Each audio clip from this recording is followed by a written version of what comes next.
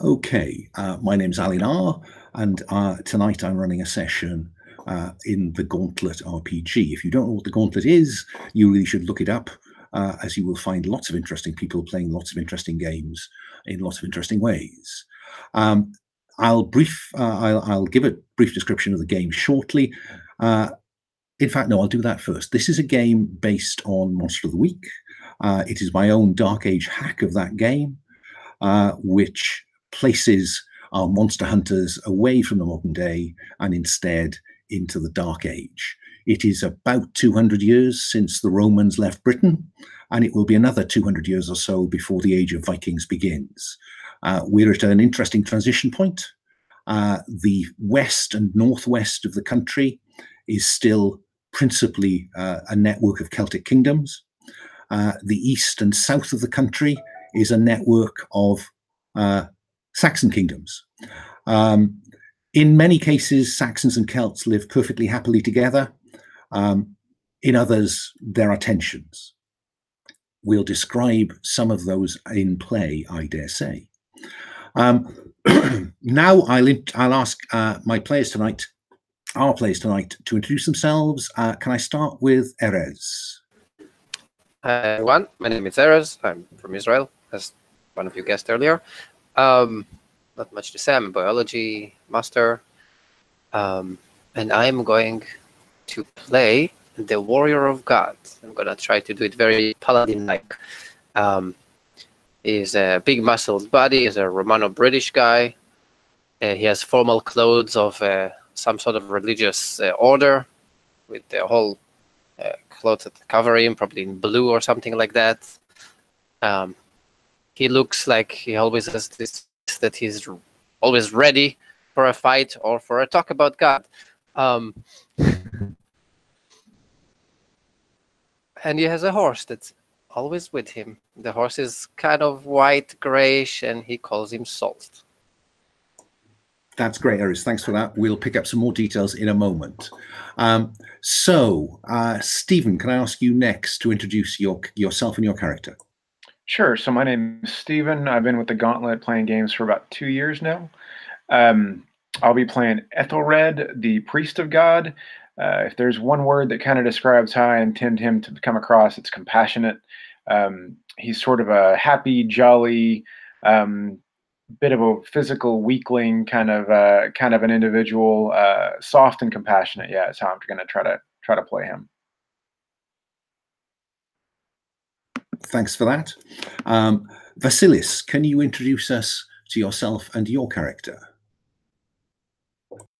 Yes, hi, I'm Vasilis. I'm from Greece, but I'm joining you now from Berlin, Germany, where I live. I do software for a living, and I've been playing RPGs for about 1-2 years, but I've been with the Gauntlet only for 2 or 3 days. I've been binge listening to podcasts. Very interesting. So this is actually my first online play with the Gauntlet, and I'm excited to do that. So tonight I'll be playing Callum, a Celtic loon. Callum is he has this wide-eyed stare. He's plagued or blessed by visions, depending on your point of view. He's been shunned by his merchant family because of his erratic behavior. And he's wearing ragged clothes. He's always carrying beaded necklaces. And he likes looking at patterns of birds in the sky, and also finding patterns in general. So yeah, I would describe him as he's proud in his own way, but also generous and a bit weird. Yes, so that's him. Sounds entirely appropriate for a Celtic loon. As a Welshman, I kind of relate. And finally, Will, can you tell us a little bit about yourself and your engagement with the Gauntlet, and then tell us about your character for this evening? My name's Will. I work for the BBC over here in Manchester. My involvement with the Gauntlet is as a spectator mainly. This is the first time I've managed to get onto a session that I've not had to cancel due to other things. But yeah, I've played a bit of Roll20 and things in other places before. And my character is Blackwyn, the Hammer of the Gods. And Blackwyn's family was taken from him in a raid, and he was too weak to defend them then. But he's he's strong enough to kill the things that killed his family now. And he has dead eyes. He's a Saxon. He wears worn clothes, coated in the sort of like cobbled together armor from his enemies. And he's basically pretty grim, and is willing to kill anything that stands in his way. A hard man in a hard world. Okay. Now, each of you has selected an heroic and doomed trait. So again, I'll go the other way this time, starting with Will. And Will, can you tell us about those traits, and then tell us how they were revealed to you? I'm interested in, was this dreams? Was this something else? So tell us about your traits, and then tell us how they were revealed to you. So his heroic trait is justice, and that was revealed to him in his thirst for vengeance. But even his vengeance is tempered by a sense of right and wrong. He won't, harm the innocent unless he has to really, maybe do so out of collateral, which is revealed to him which is revealed his doomed trait, which is recklessness. His zeal for vengeance will sometimes get the better of him, and he'll cause damage either to himself or to others around him. That's great. So if you can just make a note of that, the way that was revealed to him in your character keeper, that'd be handy for my for me keeping track of that. So what about Callum? Tell us about Callum's heroic and doomed trait, Vasilis, and how were they revealed to him? Right, his doom trait is pride. I'd say he takes pride in these strange visions or things that he rambles on about. So even in his village, there was a situation where there were some 2 or 3 highwaymen or bandits were kidnapping or killing people, and he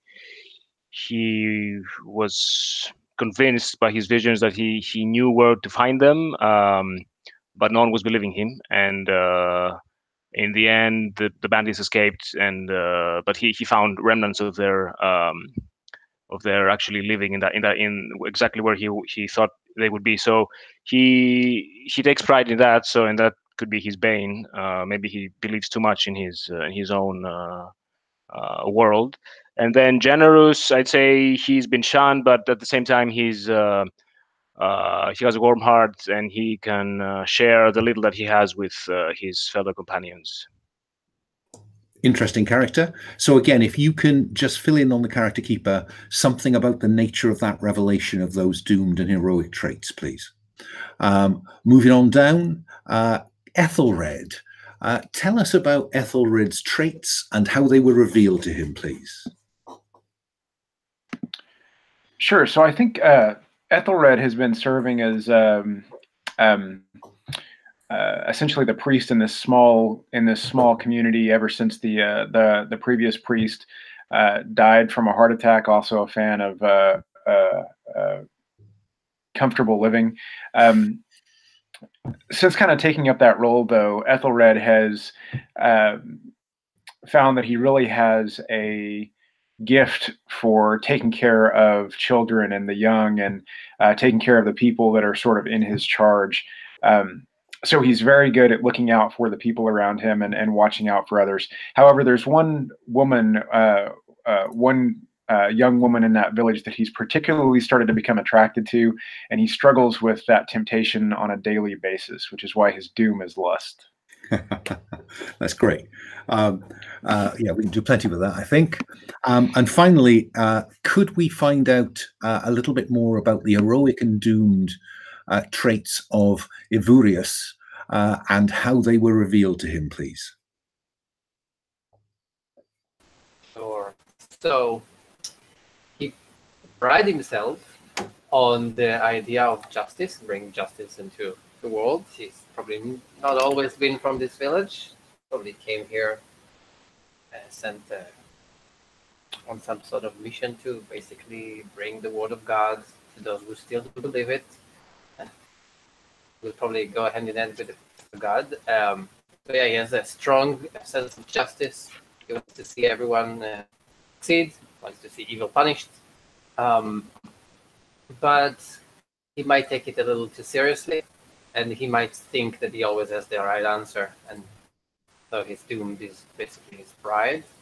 And they both were revealed to him through his religious studies and religious revelations as he was studying it, becoming the warrior of God at the end. Okay, that works fine. Thank you very much. Okay, now, again, if so, hopefully you will all be filling in your revelation. And what I'm curious about is a little bit more detail, please, on one or two of you. So, first of all, Blackwin, I understand from. I think I'm right in saying. I think I'm right in saying that it is your daughter that specifically that was taken from you. Yes, Eotenweard. Eotenweard. Can you just flesh out a little bit more the circumstances of that? Because you said that you were too weak to hold off whoever killed her, took her. Did they kill her or did they take her? I hope that she is dead. The barn, the village was burned. I couldn't find her body in the wake when I recovered my strength and staggered in there afterwards. I do not know who it was who attacked the village because I'm not sure of the extent of the supernatural in this world. So whether this would be a raiding party, for example, just brigands who were, too strong in number, and I wasn't ready. I didn't have my armor. I tried to fight them back with just farm tools and was cut down. And obviously, my mission has been to hunt the people down responsible, and over time, I've come to hunt other things in my quest. Okay, that's very interesting. So no body then? Too many bodies to know which one was my daughter. Fine, okay. That's interesting. I don't know if we can do anything with that. And then I think I know at this point enough about our loon. I am interested though. Ethelred, what has God revealed as your mission on Earth?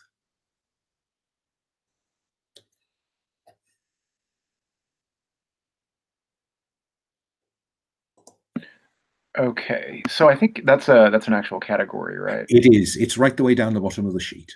Yeah, getting there. Okay, so the one I actually picked was fight the schemes of the adversary, but are you okay with sort of an ad-libbed mission, or does it have to be one of the ones from the sheet? Well, yeah. Phrase an alternative for me. What are you interested in? Well, he's very much like a sort of healer protector type because of that compassion. I guess it would be guide this group and prevent a terrible doom befalling them. I think that would be the most in line with sort of how I see him. Okay, happy to see you just update that. That's not a problem. Sure. And can I just be clear, Ivurius, are you actually a priest with weapons? Are you ordained? Or are you a warrior who follows the word of God? Probably one of those holy orders. I'm probably ordained as well as a priest, but I don't really deal with that on a day-to-day basis. I pray, okay. But I don't. People might come to me for priestly job stuff, but I don't really do look God. Okay, so you're practical about this rather than particularly spiritual. I get that. Okay. Next, guys, what I'd like to do is I'd like to consider the bonds between you. Now, I want each of you to have a couple of bonds, and the way this works is on the flip side of the playbook, you'll see a range of questions or statements actually followed by a question. So what I'd like you to do is to identify the one that you would like to know the answer to, and then offer up the statement, and let's see which of the other characters picks it up and provides you with an answer. So would anyone like to launch in with one that they find particularly attractive? I would. Okay, Steve, Can I throw one out there? Okay, blank is an abomination and should be destroyed. Ask them why Ethelred doesn't do it. Okay, anybody want to pick that one up? And Ethelred is a priest of God. So which one of you wants to believe wants to be an abomination that he is so far sparing? I see that that Blackwin is looking to be in that space. Okay, so on Ethelred's sheet, the character would be Blackwin, and then the bond is what you just said, and then we'll ask Blackwin why you don't put him down. Yeah. Okay. So Blackwin, why doesn't Ethelred put you down? Like he could. He beyond the inability of this priest, this Ethelred, this man of the cloth, to defeat me. For the moment we fight the same cause. Even if he turns his cheek against the blood that I shed, he knows that it is shed in the name of the gods. That's pretty fair. Ethelred's a weakling. So. Yeah, perhaps you're scared of me even, like Blackwin's a bit of a psychopath at the end of the day. Yeah, and maybe that's where some of the animosity comes from, that he's actually scared of him. Yeah, I like that. I am just curious, does Ethelred know why Blackwin does what he does? I would probably go with no. Okay. What do you think? Okay. I think it's not something that he particularly talks about unless he feels that it can advance his mission, his hunt, So perhaps with you it hasn't come up. Yeah, so let's go with no. Okay. Has anyone else got an interesting one that they're wanting to explore? I have one.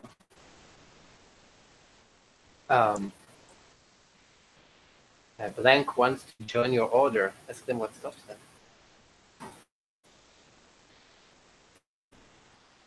Oh, so who wants to join Eruvius's military order?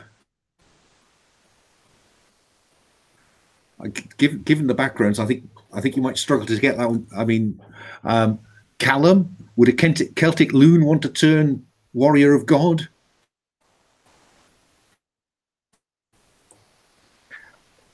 I think that one. Yeah, it's a stretch, but I think he might like something about the horse. He likes the horse. I think that's what he.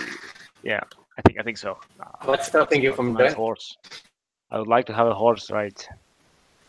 And he likes the maybe some of his. Are you wearing are you wearing armor? So he likes some of the. He looks like a messenger or so, some some armors. Blue clothes over them. So yeah, in some weird way, I think Callum looks up to what's your character's name again, Ares? Glorious. Right.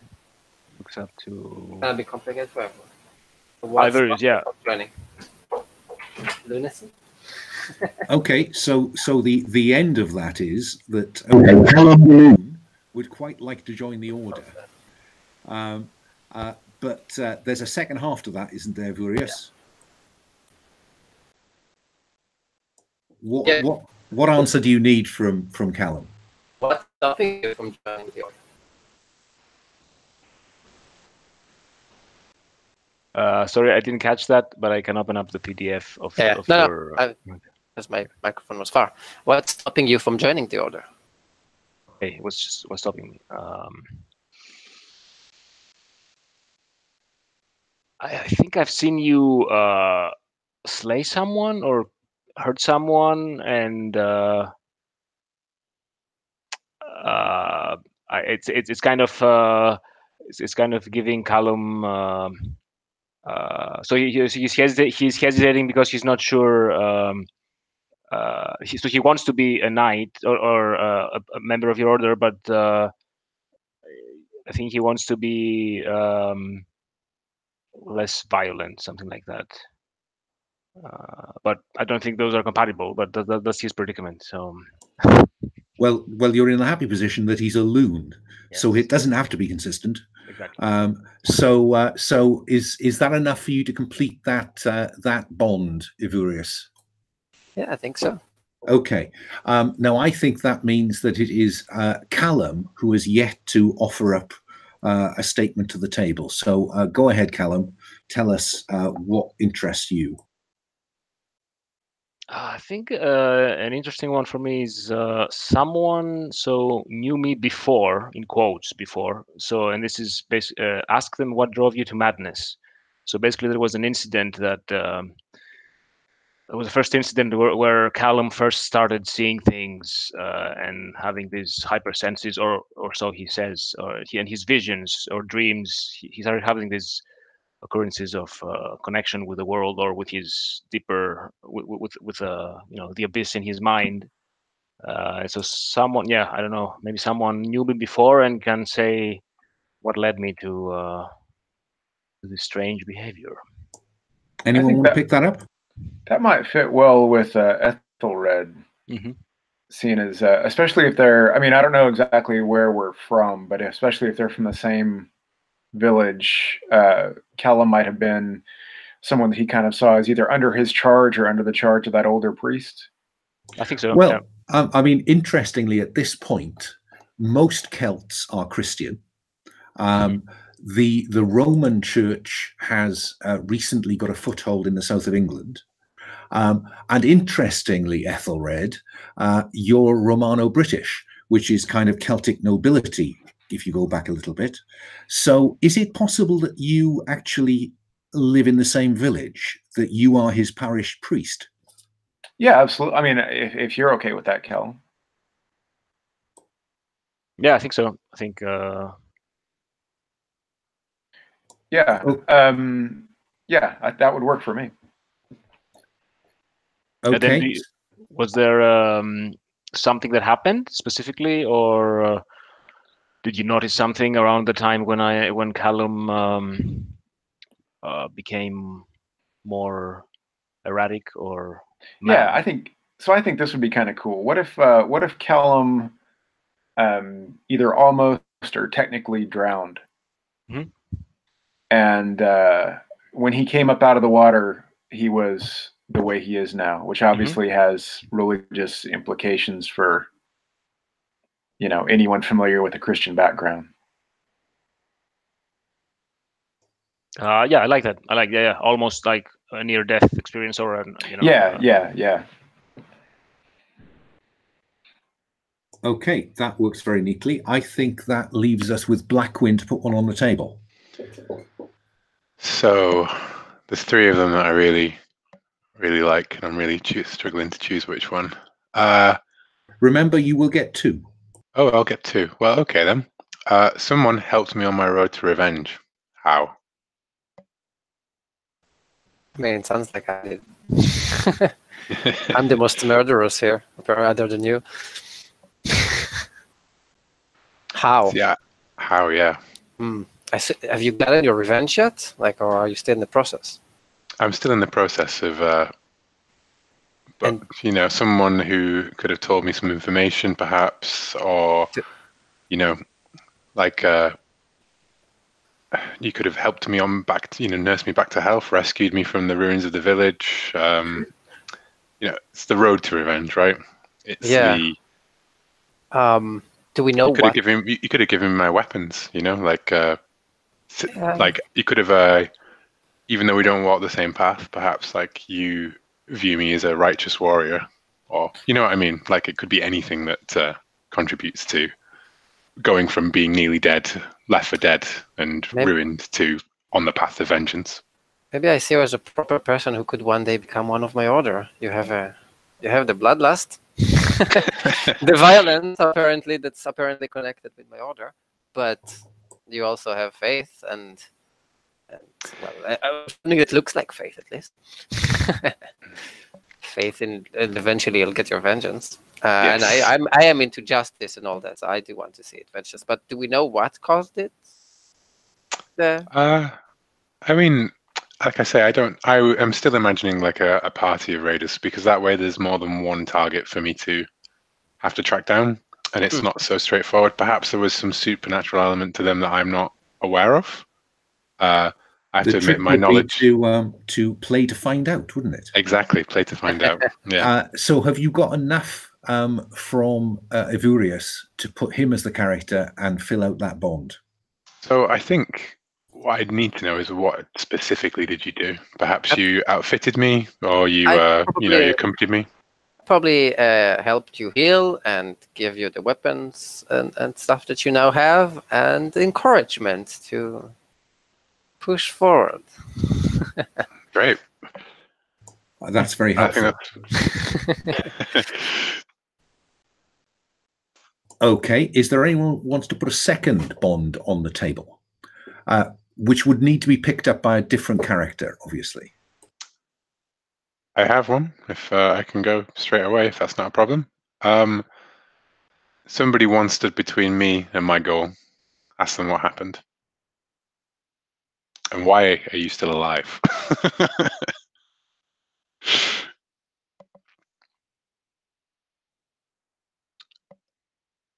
Well, if no one wants to take that, I'd be happy to ask another question instead.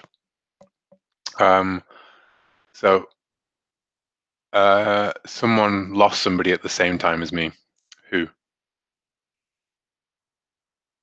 That's an interesting one. Anyone want to have lost? I can see why nobody wants to get in his way on his way to revenge, or even to have risked having done that in the past, because he's painted quite a frightening picture of himself. So I get that. But is there anyone who wants to pick up the "I lost someone too" thread?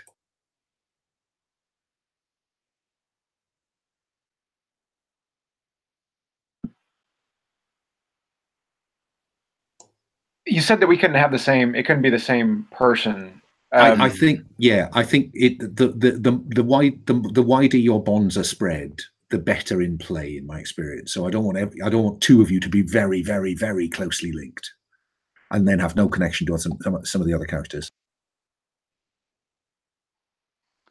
So essentially, at that point, it's really just Callum, because I've got a bond with Evurius, and I've got a bond with Eotenweard. Mm-hmm. Perhaps my sister. Perhaps she was friends with your daughter, but I think she died mysteriously from a. There was no plague in the village, but she died mysteriously from a disease. Actually, around the time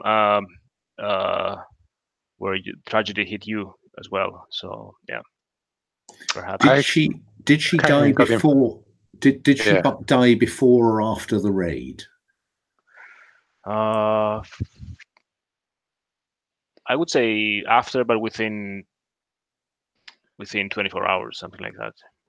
So she survived the raid, but then died of something else.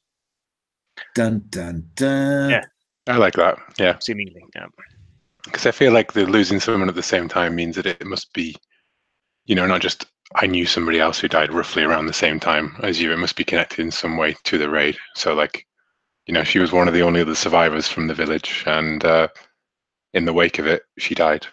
And we don't know why, and I probably don't care that much, to be frank. But she died. It's another body on these bastards. Okay. So, yeah. Let me just be clear. When I say that I prefer you only to have one bond with each character, that means that each name only appears once on your sheet. The reciprocal ones don't count in that too. Yeah. Okay. They're not necessarily two-way. Yeah. It's your bond with the character. It may not be a bond that works the other way. So anybody else want to offer up a second one while Blackwin is filling that one in? I have one. I've taken. One of you is related to me. He's related to you. Ask them how closely. Now, the technical difficulty with that is that you are Romano-British. Yeah, and Ethelred is the only other one with the same heritage. So and if Ethelred doesn't want to pick that one up, that one doesn't fly.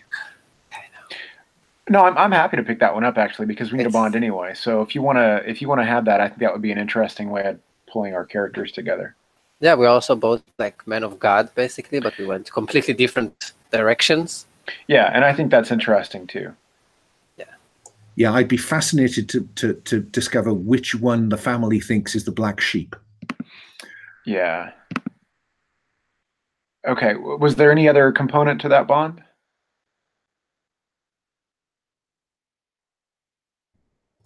Ivorius, you're muted. Yeah, just how closely are we related? How old is your character, would you say? Are you? I think he's a fairly young adult, young. So maybe 19. Oh, so yeah, I'm saying mine is young too. So maybe. Okay. So what do you think the connection is? Do you want to make them as close as brothers or half brothers, something like that? Half brothers would make like somewhat of a sense, because you are in this village. Maybe you were born here, while I was born a little farther away, and we have a father that moved around. Okay, I like that. I like that. Let's go with that.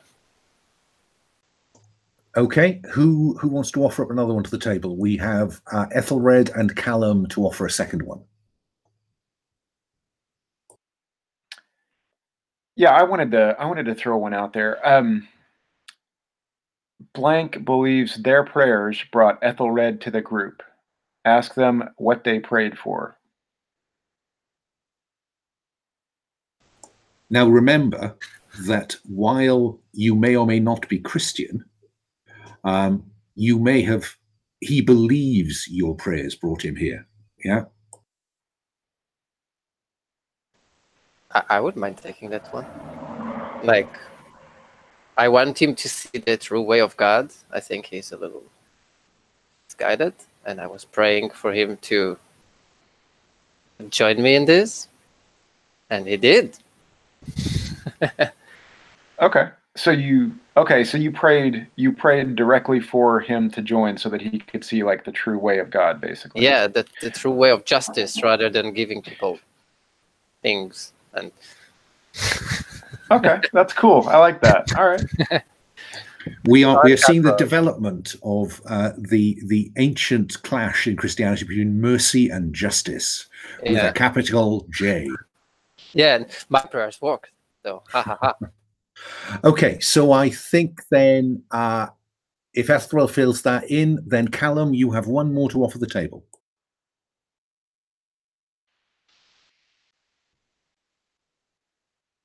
All right.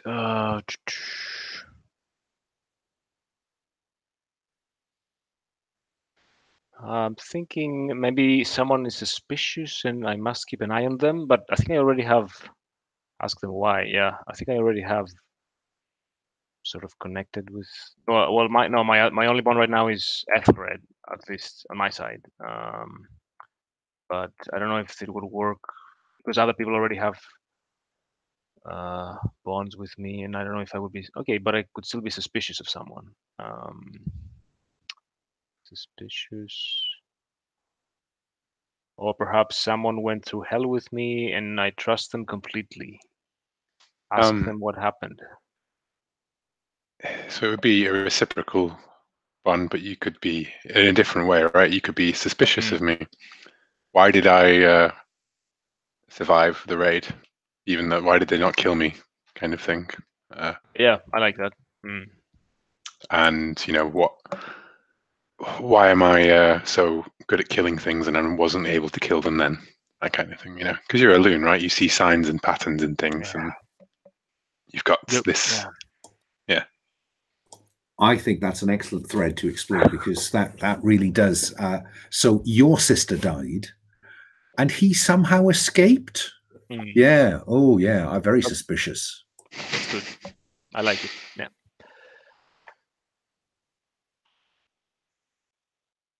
Okay, so with all that in mind, is there anything else that any of you want to tell the table and the rest of the world about these characters, or do you feel you've got a decent handle on them at this point?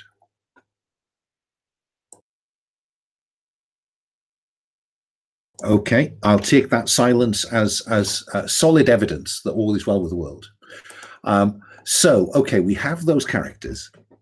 I just want to run through a briefing. I apologize if this sounds like a script, but it pretty much is, just so I don't miss anything. So this game is set in Dark Age Britain, 200 years since the Romans left, 200 years before the arrival of the Vikings. Time of change, Celtic kingdoms on one side of the country, Saxon kingdoms on the other side of the country. The aim, as with any game that has its roots in Monster of the Week by Michael Sands, is to find the monsters and save the innocents. Now, the tone of this session, it's not comic, it's not gonzo. I suppose if I was looking for media touchstones, this would be The Last Kingdom from the BBC, or the books associated with it. Or actually in terms, because though the Vikings are 200 years from now, the technological differences will be tiny. So, you know, if you're looking for a feel for the tone of the game, I guess you might even be looking at the Vikings TV series, or certainly the early ones of that. Subject matter, we're going to play to find out, but because we've got monsters and a dark and supernatural world, it is quite possible that we will bump into some adult and horror themes. Now, we're therefore going to be using some of the Gauntlet's favoured safety tools. Lines and veils will be in place. Now, my starting point for lines that we will not cross is on-screen violence against children and sexual violence against anyone. I mean, I'm okay with referring though to those, I guess, looking back on motivations, but that certainly won't make it on screen. Is there anything that either of you wants to add as a line that we won't cross? Okay, I'll take that silence as approval.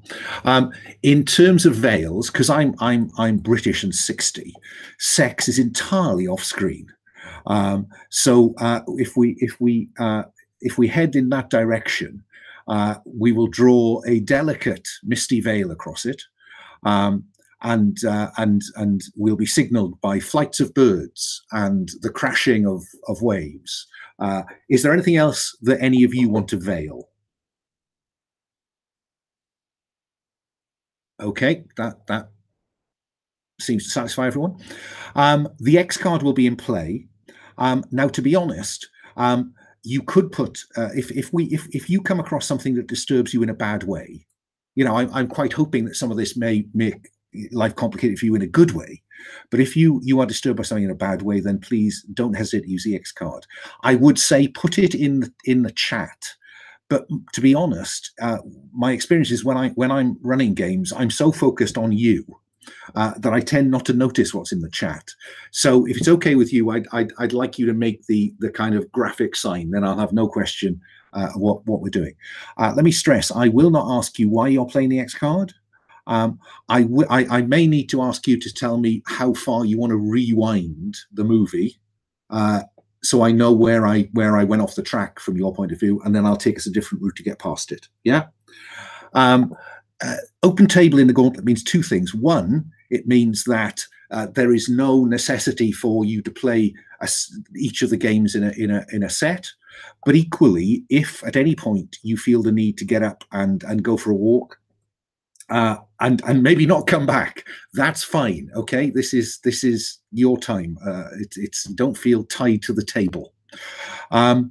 I will build in some breaks. I mean, once we finished this, I think I may put a 5-minute break in for us just to have a bio break and maybe a drink of something, and I'll probably aim for another break near the end of our session.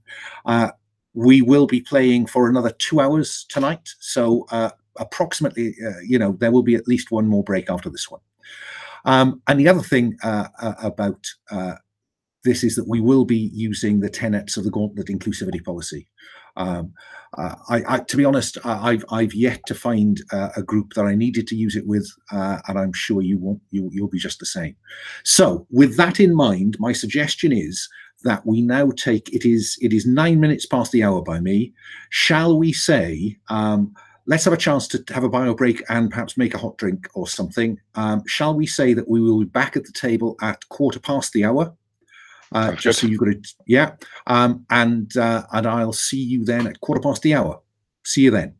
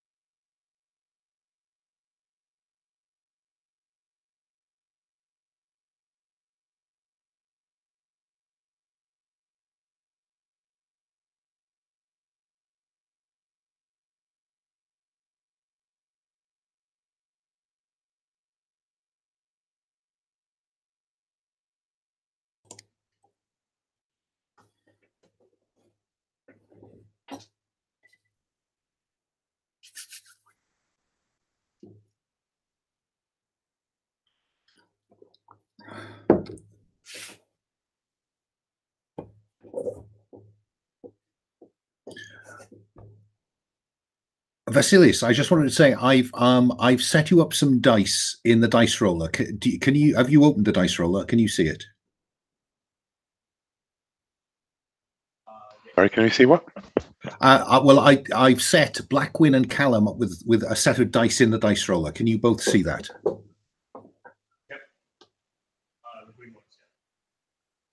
Yeah.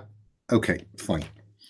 Okay. We'll just give Stephen 30 seconds to get himself back in the seat. I think at least a couple of you have a start of session move, so we'll deal with those moves to begin with, and then I'll frame your opening scene around those moves, probably. Okay. I want to give it a pause to give Stephen a chance to get back in the room, simply because one of those start of session moves is his.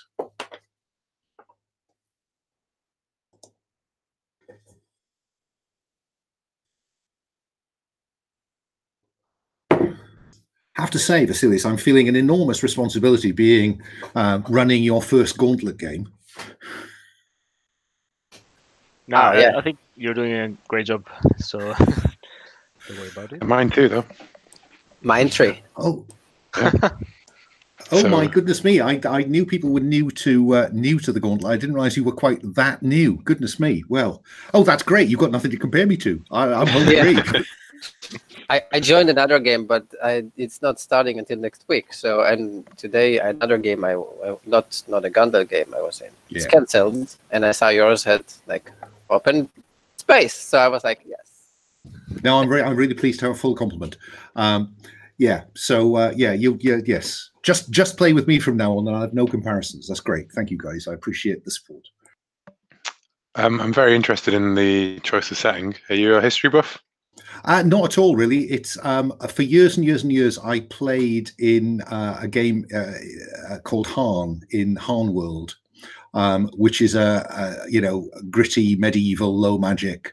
I'm not particularly high fantasy by inclination, and I suppose I'm more into investigation plus hack and slash rather than just hack and slash. So Monster of the Week, Dark Ages, no brainer for me. So, no, I've explained. We have an archaeologist at the table, thankfully not for this period or location. But no, I know as much about this as your average man in the street. Okay? Well, I play lots of Crusader Kings, so...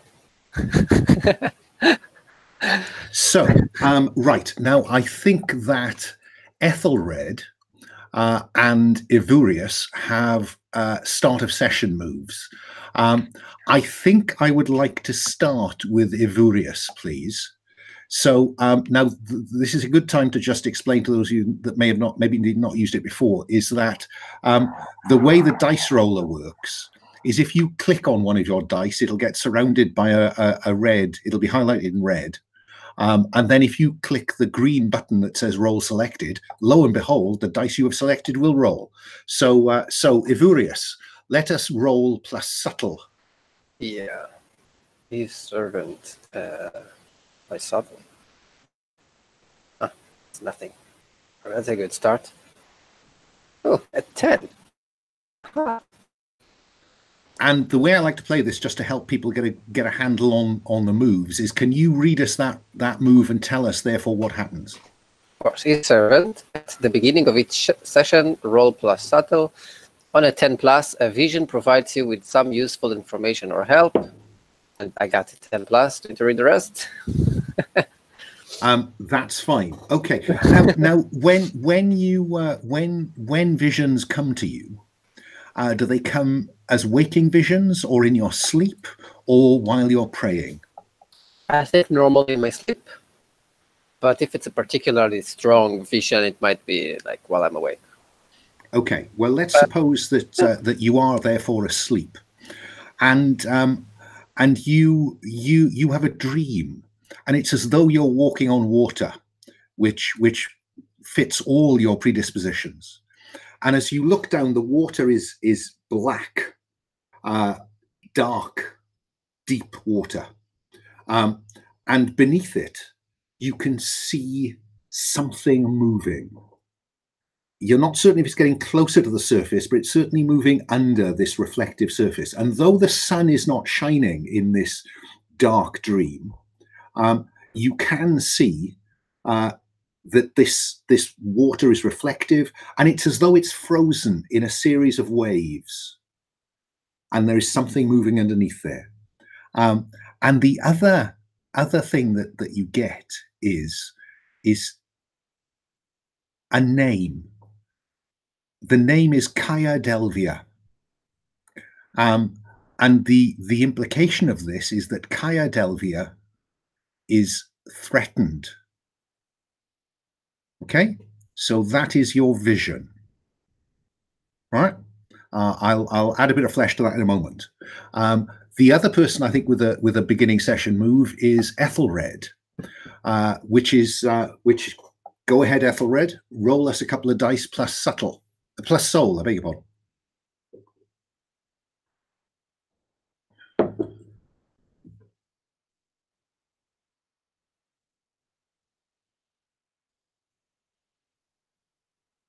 Oh. I think we might have multiple dice in play. I thought, Stephen, you'd selected some yellow ones, or was I wrong? Oh, sorry. Maybe I did. Can you highlight the two yellow ones and re-roll, please? And then I'll get rid of the greys. Sure.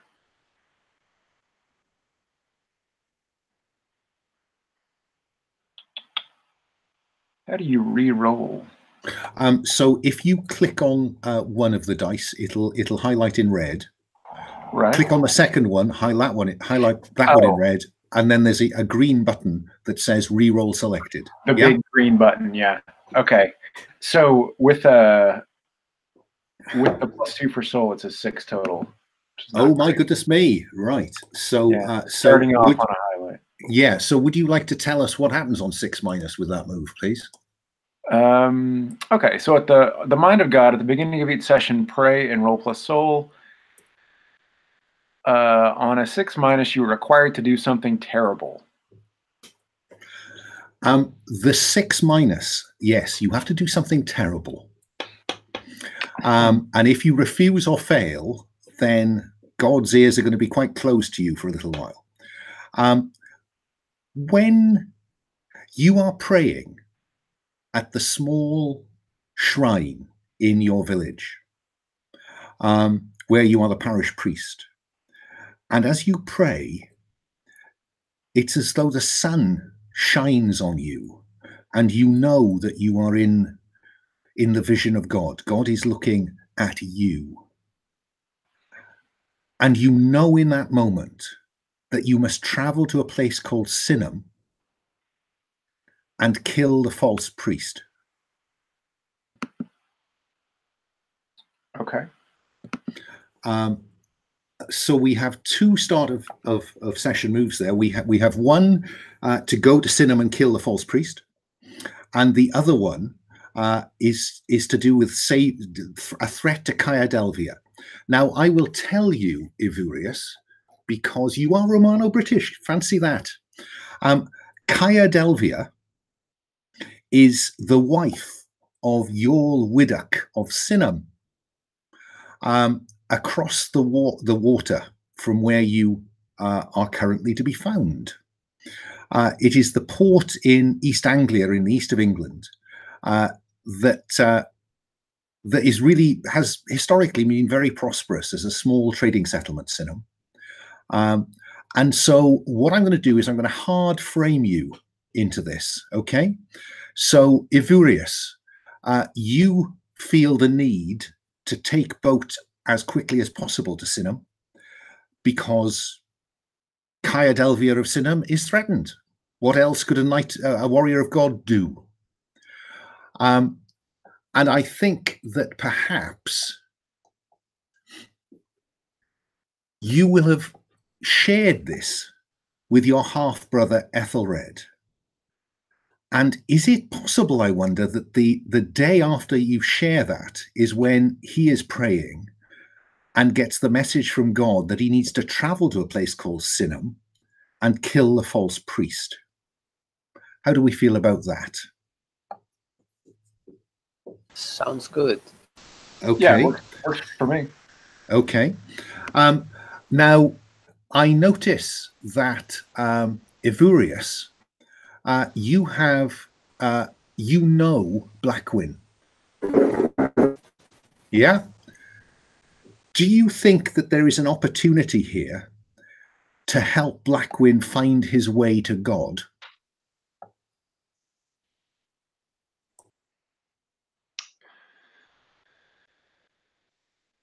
Well, Evurius, are you going to try and preach to me some more? Well, that's my job.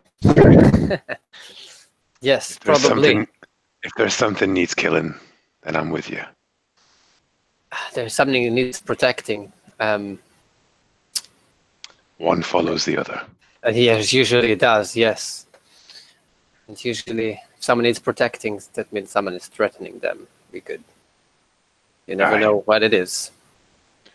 Well, if you need my axe, I'm with you. Yeah, I would like you to join. And I'm just curious, we know that Callum is very suspicious of Blackwin. Does Callum literally keep an eye on Blackwin?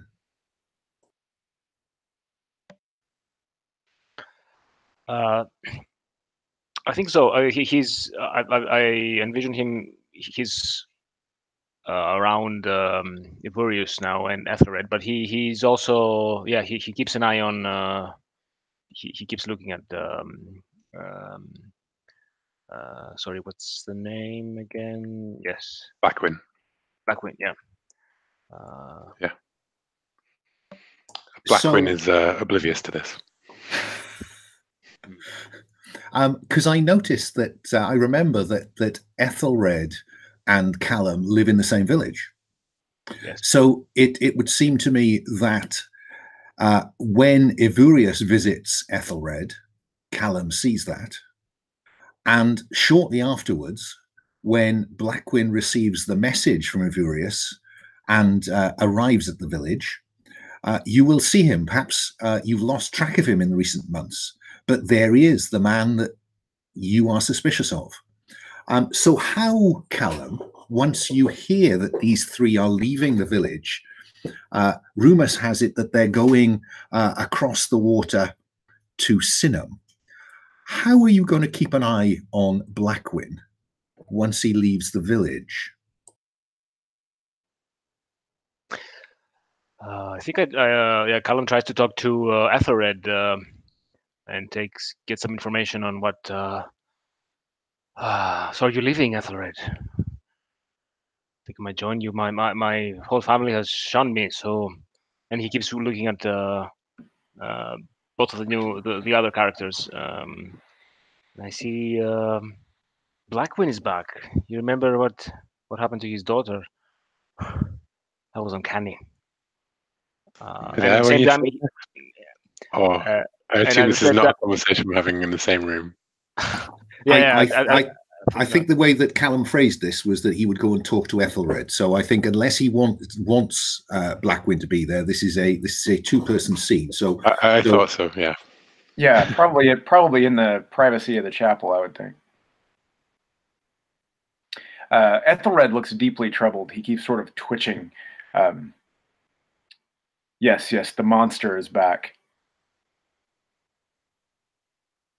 Yeah, Callum keeps playing with his beads. He says, "Perhaps I should join you. I don't have a good feeling about you going on with Blackwin outside of our village." Yes. The more the merrier, I think. Safety in numbers. And then all of a sudden, Callum takes a deep breath inside the chapel, and he starts looking around him, and he kind of disengages from your gaze. And I think he does that a lot. He's engaged, and then his attention goes somewhere else inside the church. Eotenweard reaches out and kind of grabs his shoulder and says, "Do you see something?" I see the ravens again. The ravens keep calling me. A drink, a drink, I think. God has given us the gift of wine for such an event. And Ethelred sort of takes you back to his secret stash, which is in the small room attached to the chapel. Aye, I'll drink to that. Yes. And he gulps down. Callum gulps down a small goblet of the wine. So thank you. It's communion wine. This is what Ethelred does with it. And you notice Ethelred's hands are shaking as he pours. Oh. I think in the movie that's a kind of that's a good point where that scene ends, as we see unsteadily the wine is poured. Now there will be no difficulty getting passage across the water to Synhamm, because you have 2 men of God, and though you are technically near the east of England, I think that there's enough respect for the church in the local village, because they've got a priest, to get you on a boat. So the next time we see the characters, they are on a 20-foot boat. It's being rowed by half a dozen Saxons, steersmen at the back of the boat. And we see the boat moving slowly up a river, still river. It's a still morning. There is dense mist all around you, but we can see perhaps 10 or 15 feet away a great wall of reeds. You have been traveling through the sea end of the great fen of the east of England for probably all morning. And the steersman keeps shouting out, "Can you see the light yet?" to one of the men at the front of the boat. And he says, no, not yet, not yet. And so the boat creeps forward. And then the bank of 8-10 feet high reeds that have been bounding your view to the north clears. And you can see a distinct, it looks like a brazier on a tower. You can see the light, but you can't see the support. And then shortly afterwards, a second one. And at the point that those 2 lights seem to align, the steersman heaves on the steering oar, and the one group of oarsmen back oars, and the others row quickly, and you make a really tight turn into a lagoon in this marshy ground. And if you look at the tab in the character keeper called Synhamm, you will come in at the south end of that map. One of the braziers is burning on a large stone structure. It's probably the biggest stone structure any of you have seen on the left-hand side there. And ahead, you can see a more distant one on what appears to be a tower and a palisade away to the north. And with some relief, the oarsmen row steadily into the harbour, this lagoon in the fen, and steer into the wharf. Yeah? I'd like to know from each of you something as the boat is being tied up, as you row into the harbour, at the point up until just before you step off the boat onto that wharf. What is it that you see, hear, smell that tells you that all is not well in Synhamm? Any volunteers? Yeah, I'll jump in. So Ethelred, because his attention's always drawn to this kind of thing, he immediately sees several small children scattered across the buildings near the wharf, who are obviously impoverished, either begging for coin or looking as if they would be trying to steal coin. That's very nice. So we have impoverished and probably sickly looking children. Anyone else want to offer a detail? I'll go first. Okay. I don't know if it's for real, but I probably see the water as being a little darker than I'd expect it to be. And probably think it has something to do with. I go with that. You do seem to be very interested in looking over the side of the boat as you come into the harbour, and I think you're right. It does look deeper and darker than you might expect the water in a fenside village to look like. Anyone else got a thought? I smell fear and tension. People holding their weapons close, looking furtive, not lingering. The atmosphere is before a storm. Right. So it's almost that heavy. Certainly the smell of the fen, the smell of the marsh hangs heavy here. The mist limits your view all about you to a couple of 100 feet. And yeah, there is that heavy, tense smell that something is going to happen. That's And the crew as well, who I assume have made this voyage before in recent times. It's their body language, like people ready for violence or for the threat of it. I think it's certainly true that the crew, I wouldn't say they're unhappy to be here because they're traders. What else are they going to do? But it doesn't feel like a place that they're as happy to visit as in days gone by. Yeah. Thank you for that. Does Callum notice anything? I think Callum is for the whole journey. He's been afraid to look over the water because he's been afraid of the water since he's almost drowning in the fens or in the swamp back in the village. So, but as we approach the Synhamm, he smells. He's very tuned to. His senses are kind of tuned very fast to a new place, and he smells a stench which is not. He knows a wharf stench, but this doesn't smell like a wharf stench. It's something different, and it seems to extend even beyond the docks here.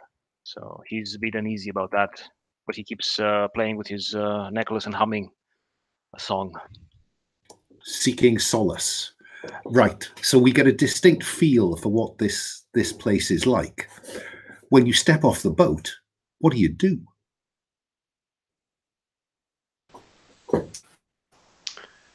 I help you with your horse. Well, there you go. Someone helps me with my horse. I immediately look at Callum and ask, because I didn't invite him. So what's bringing him here? What's bringing you here? Hi, my name is Callum. I'm Ethelred's trusty companion. And who might you be? And your mighty mount? I say as a mount, this disembarks. And I look at your horse. As is. The name of his yours was a pleasure. The Order of God. Better name. Do you like the horse? Remember, you've spent the best part of half a day on the boat together, so you have some idea of one another. Right. I'm curious what you're going to do. Well, it's your mission that brought us here. Perhaps we should look for whoever it is you think is in trouble. Yeah, I know who's in trouble, so I'm gonna... Well, first I'm gonna head to the nearest temple. Nearest church, I guess. There is a church, and rather like the one that Ethelred serves on the other side of the wash, the other side of this body of water, this village is unusual because it too has a church, but this is a stone church. And this is a Saxon village, or at least its lord is a Saxon Jarl. So it is unusual, but there is a church. I'm happy to see that, and I will go to the church first thing and offer some prayers. And I think I will use my divine guidance. First of all, I need to know if anyone's going with him. If not, I'll run that scene one with him on his own. Yeah, so Ethelred is definitely going to go with him. As soon as he indicates that he's going to the church, Ethelred begins to sweat heavily, and he wrings his hands together and says, "I suppose it would only be fitting if I went as well." Callum, you want me to help stable his horse? And we'll leave the holy men to their holy work. Right. Okay, so at the church, it's a very simple church, albeit it's stone built.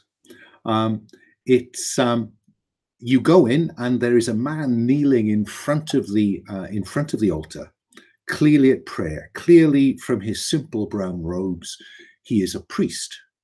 And on your entry, he will turn. And if you just skim to the image gallery, I think you'll see a picture of him.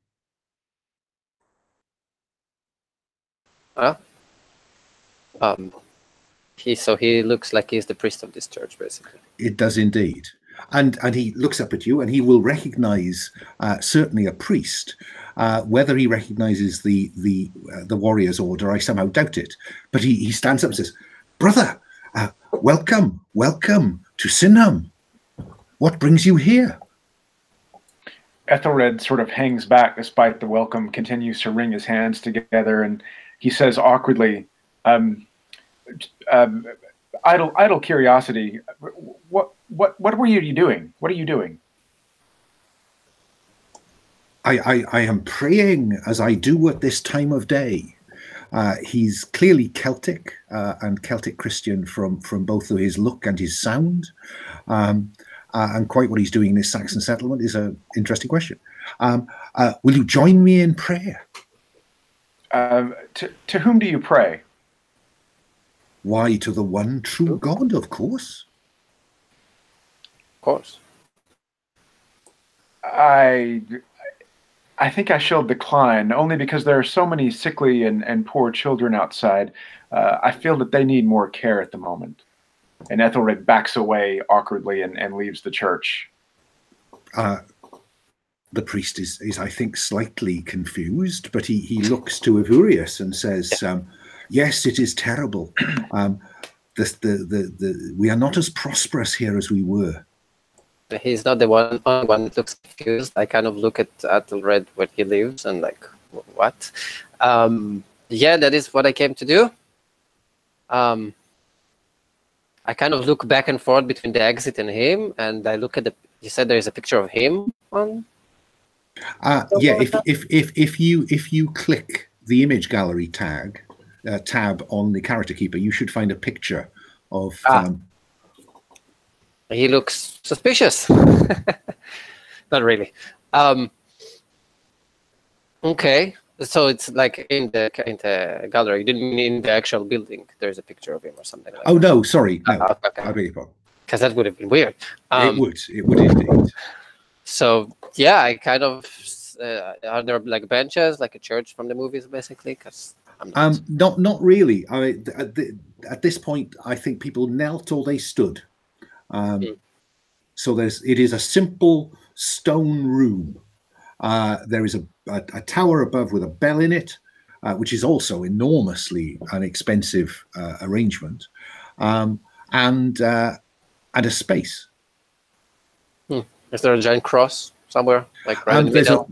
There's a wooden cross on the altar. Okay, then And he wears another wooden cross around his neck. Okay, so I'll go probably straight to the altar and start praying. Yes, let us pray together, brother in God, because I think he's twigged now. He's looked at the way you're dressed, and he may not know which order you're in, but I think he knows that you are you are a believer. Yeah, I'm probably also like dressed and made like the cleanest clothes you probably have seen in a while, and with all giant cross all over the center and stuff like that. So I assume people would know. I will probably ask him. So, what has been going on in Synhamm? And what he will share with you is a real tale of woe, really. Jarl Widdock, he says, for a pagan, he's a good man.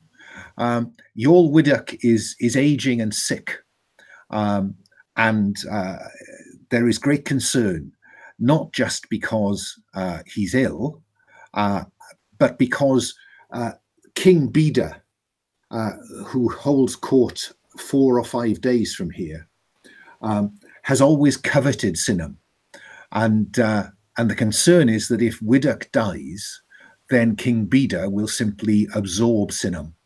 Synhamm pays tribute to Beda, but Beda doesn't like Celts, and Father Humlocotus is a Celt, and he does not want to have to survive a harsh Saxon lord. Oh. And Kaya Delvia was his wife or something like that? Was it Oh, indeed, yes. The lady Kaya Delvia, I owe her my living. She brought me here. She is a fine, upstanding Christian woman. Yes. Yes. And at which point I will like kind of ignore him and start doing some prayers.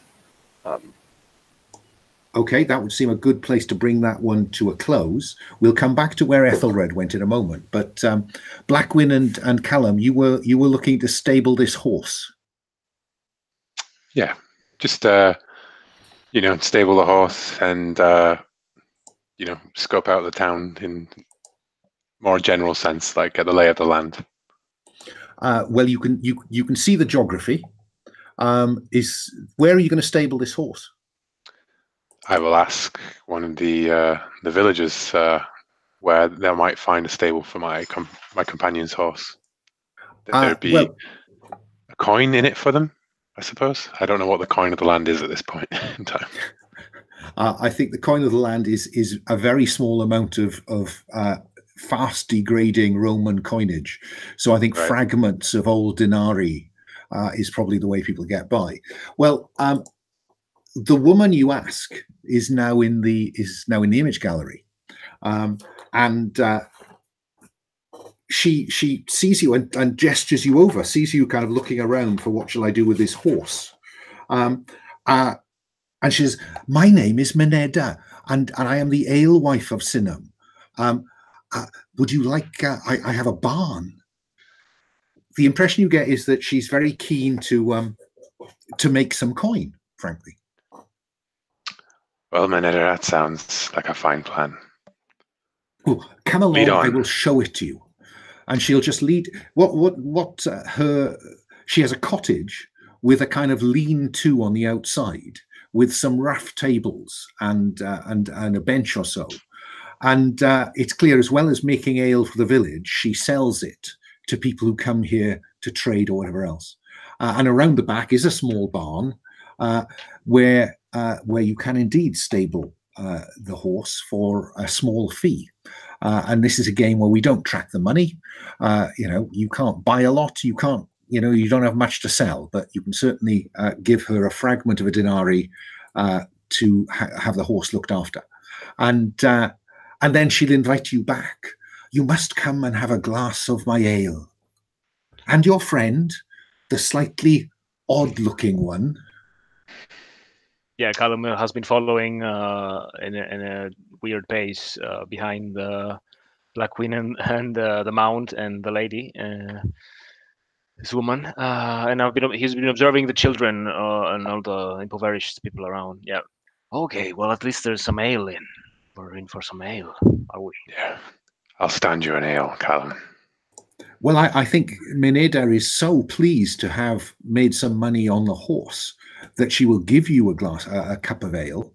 And I think that is probably the point where you see Ethelred exiting at speed, it appears, backing out of the church. I keep an eye on him and I nod towards him and I say to Callum, that priest friend of yours is off somewhere in a hurry. Indeed, he looks troubled. Maybe perhaps some ale. And I try to. Callum starts walking towards Ethelred with a worried look, with half full mug of ale. I don't know if the innkeeper is gonna object to that, but he's starting to wander off outside of the. No, that's fine. And the scale of this village is very small. I mean, the church is literally 20 paces from where you are sitting in this lean-to. So it's no distance at all. And Ethelred has probably seen you as he backs out and turns away from the church. But Ethelred, what was your plan on leaving? Ethelred is actually going to investigate. He wants to really speak to these children and see what the priest has been doing, why the priest isn't taking care of the children, if the priest actually if there's anything off with the priest. So he's going to the first. I think he's going to actually stumble past Callum and the offer of ale. You know, he looks very twitchy and very troubled, and he's going to go to the first sickly-looking child that he can find on the street and ask, why don't you go to the father for help? I think probably this, Callum, that is the first time you have seen Ethelred ever turn down a drink. And he's on his knees talking to this child. And the little girl says, my mother died. She was taken ill, and my father used to work to load and unload the boats, but fewer and fewer come.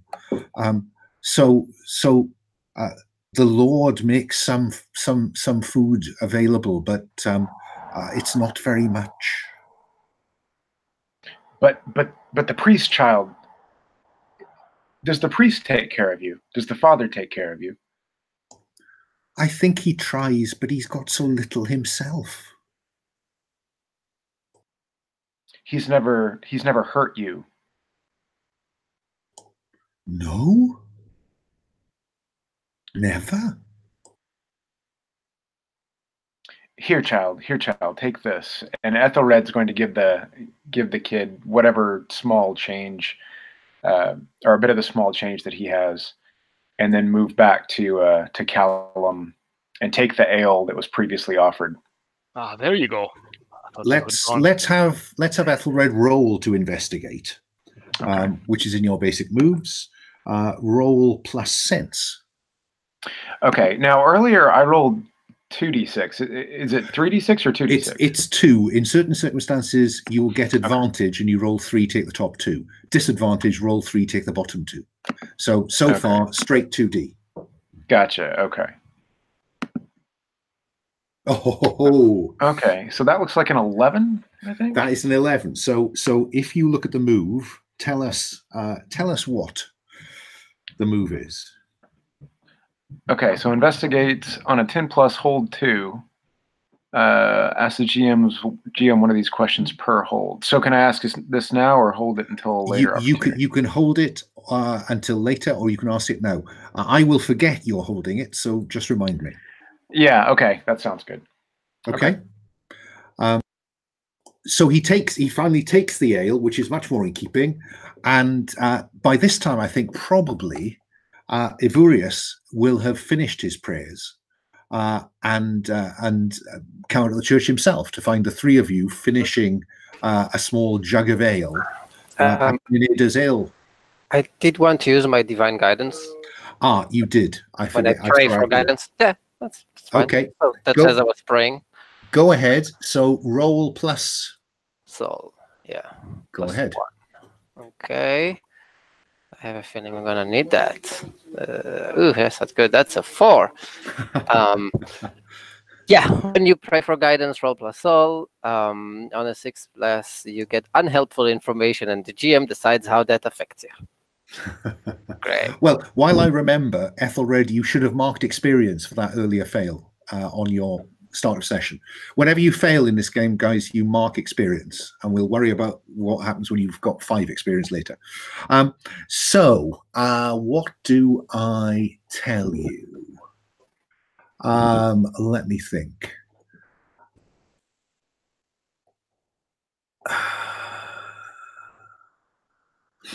Okay. I think you pray for what is the guidance you were seeking? What did your prayer say? Basically, I want to know exactly like if I'm supposed to be going straight for her, is there something I'm supposed to be outside of? If that's not how the divine guidance move is worded though. Yeah, it's like I get holds and then I can use them basically. Yeah, but the 4 holds that you can do are to be the closest would be somewhere you are needed just in time. Yeah, that's like for future usage basically. So maybe that's like should have been like at the right beginning of the game. But the reason I'm asking you what you prayed for is because you rolled 6-. Yeah. So what did you actually pray for? Let's not worry about what you might have got. I mostly prayed for help in what I'm going to do in protecting the woman I've come to protect. The usual prayer things, basically, hoping God will be on my side. I think that probably what you go away from that church with is that Kaya Delvia is the lady of this.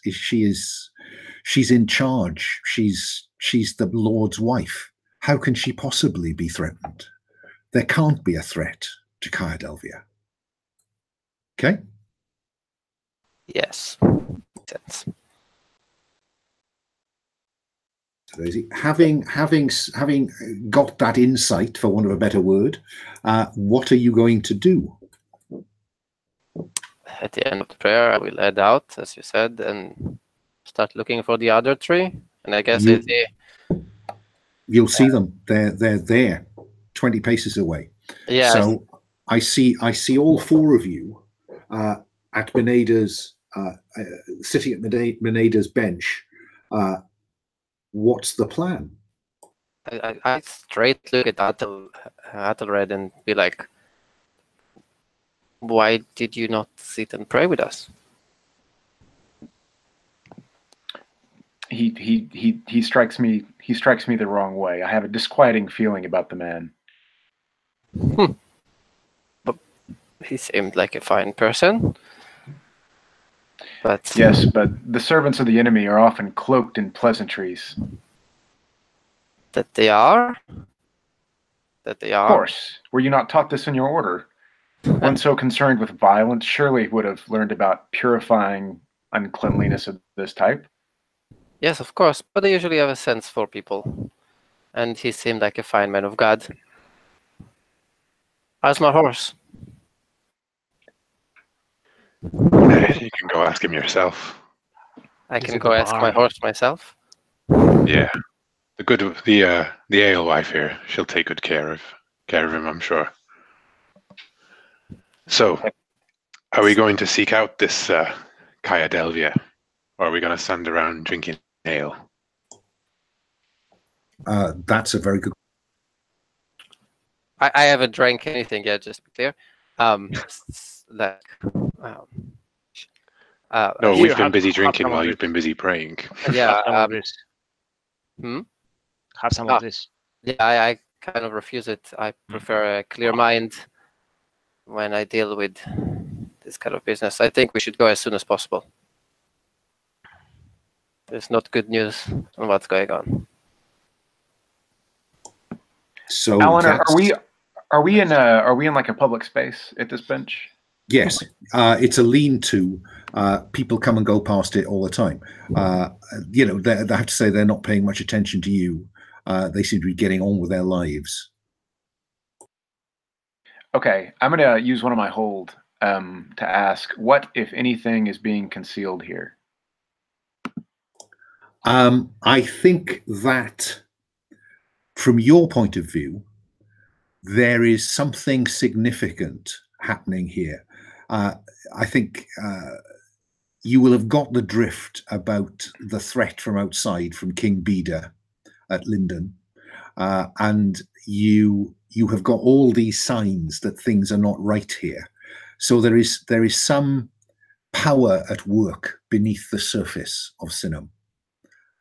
Quite what that is, I think, is to be discovered. But I think I can tell you that there is something evil concealed at Synhamm.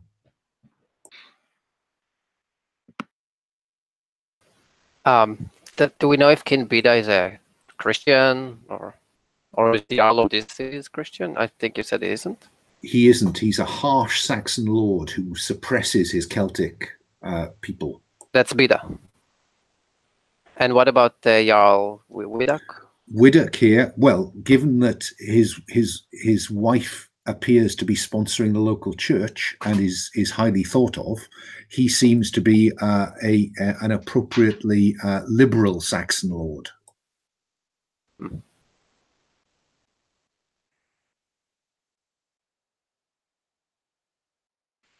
So if you're all done with drinking, yeah, we should pay the Jarl a visit.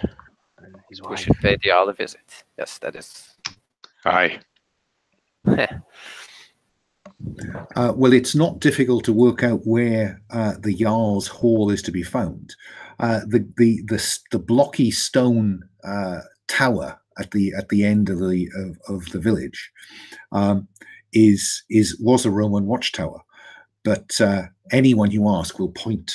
That's where the Jarl's hall is to be found. And the next scene we have is you outside the door, the double doors into the Jarl's hall, and there is a Saxon door warden there who certainly won't let you in if you're armed.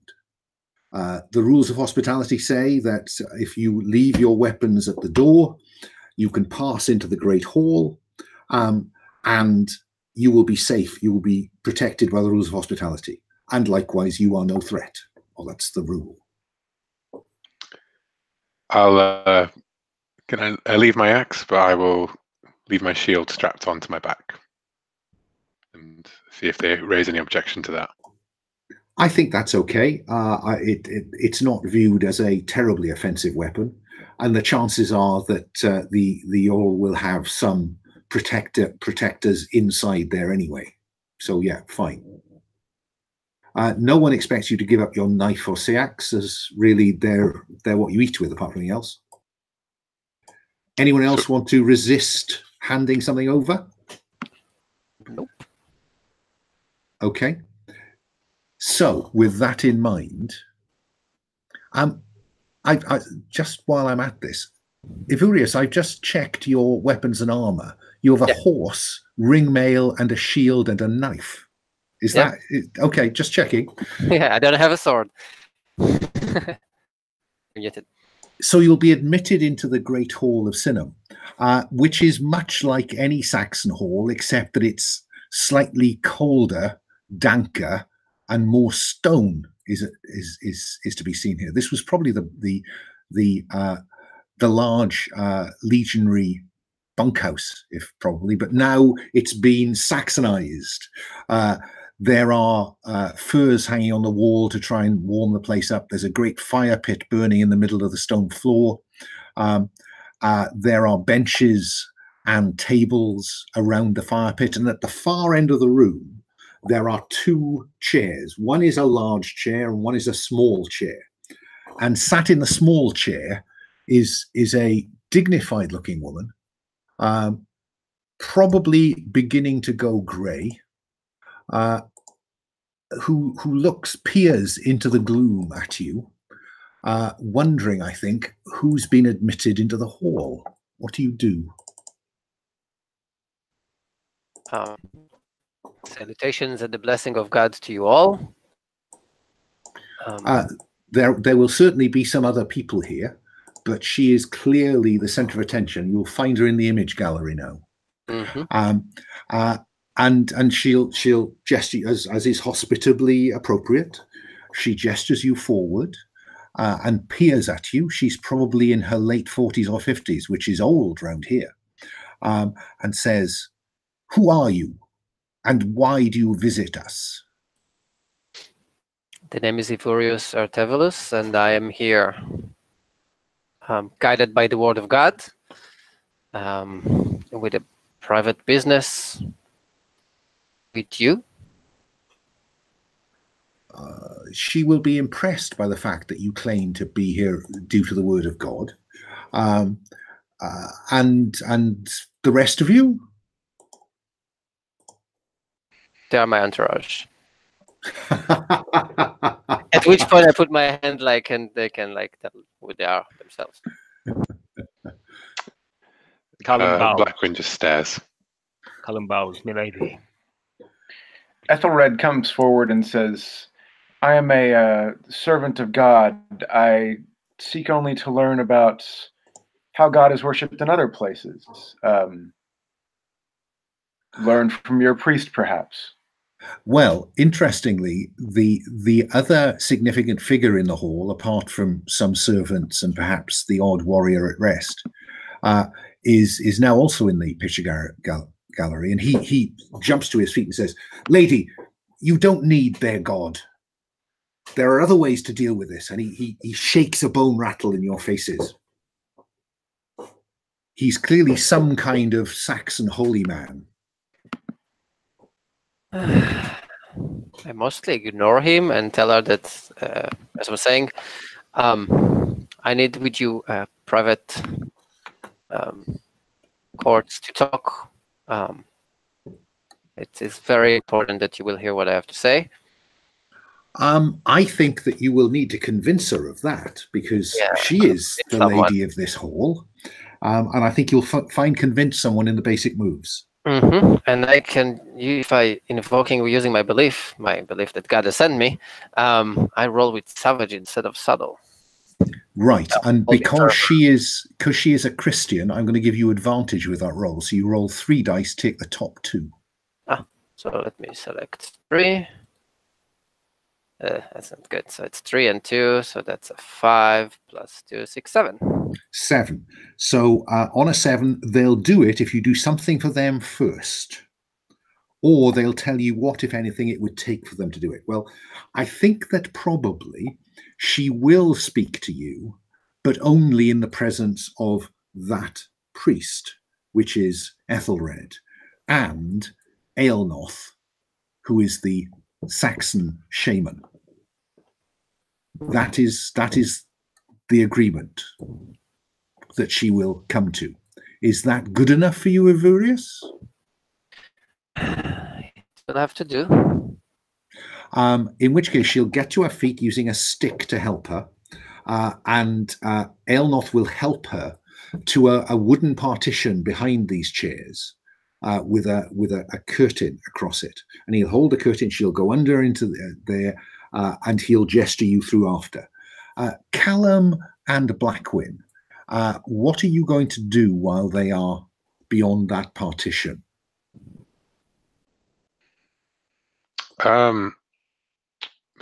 Blackwin is, willing to just sort of stand and wait, basically.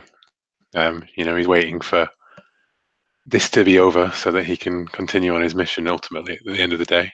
I think at the moment, really, all we're following is the vision, right? To protect this woman.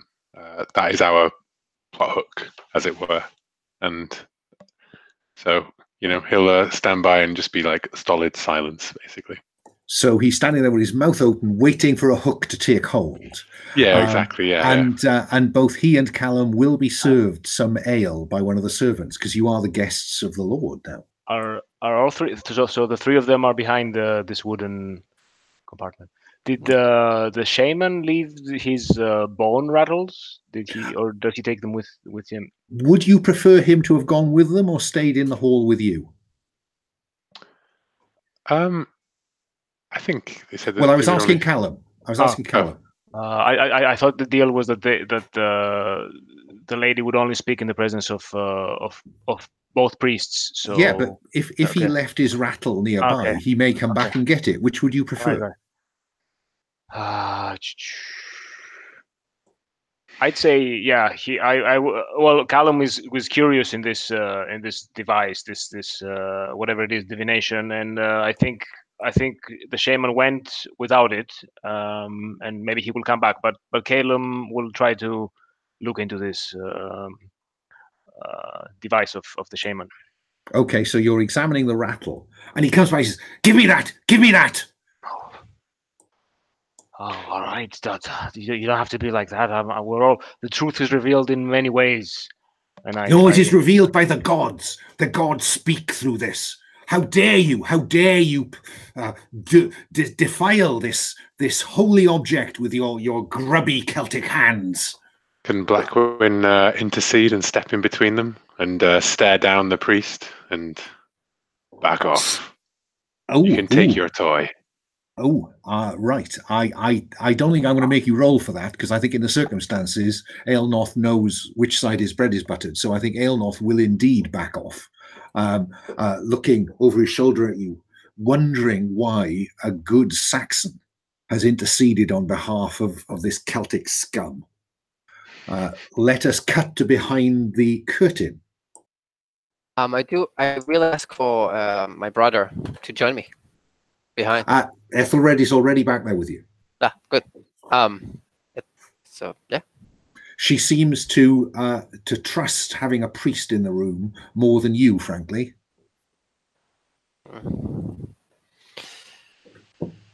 So what did you want to talk to me about? She perches on a stool. How long has it been since I got the premonition? A matter of days. Matter of days.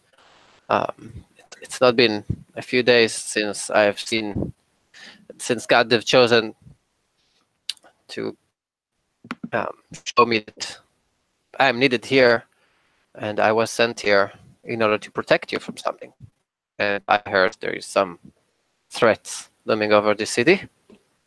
And I kind of look at the pagan guy when I say threats looming over the city. She looks surprised, and then I won't even make you roll for this. She looks hopeful. Ethelred, anything? Yeah. Ethelred sort of positions his body in between her and Eotenweard. Is that the correct name? Eotenweard?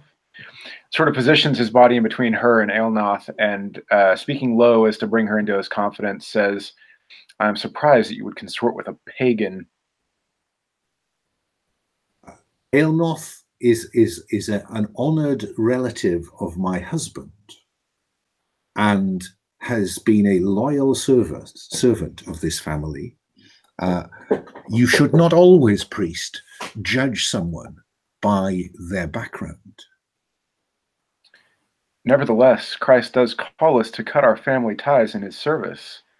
Perhaps the problems in this town can be attributed to the presence of this destabilizing individual. But does not the good book tell us that we should embrace our enemies? You know your scripture, and I believe my brother here would agree with you. Nevertheless, are we not Christians? Should we not strive for purity? Purity is often in the eye of the beholder. It is very clear that she is no fool, and she is much better schooled in scripture than a woman you would expect a woman to be.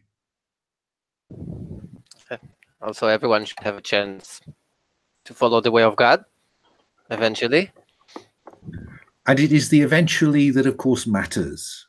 For then, when the time is right, Eotenweard may come into the fold. But until he does, I honor him for what he is and what he has done. Ethelred looks back at Eotenweard's. Sorry, it's loading. Eotenweard's. He's got like a weird bear skin or something on his head. The picture. Yeah. Oh, sorry. Okay. It's probably his time. Yeah, he's got an animal skin. It's a wolf's skull and fur. Yeah. Yeah. Ethelred looks back at the fur and his weird accoutrement, and self-consciously sort of reaches up to his own cross and says, "Progress seems unlikely."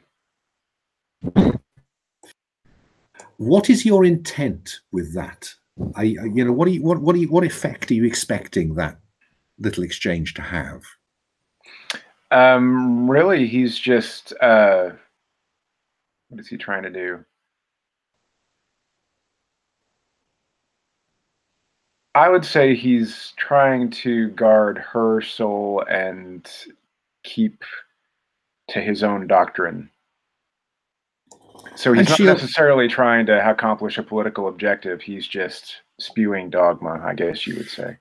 Okay.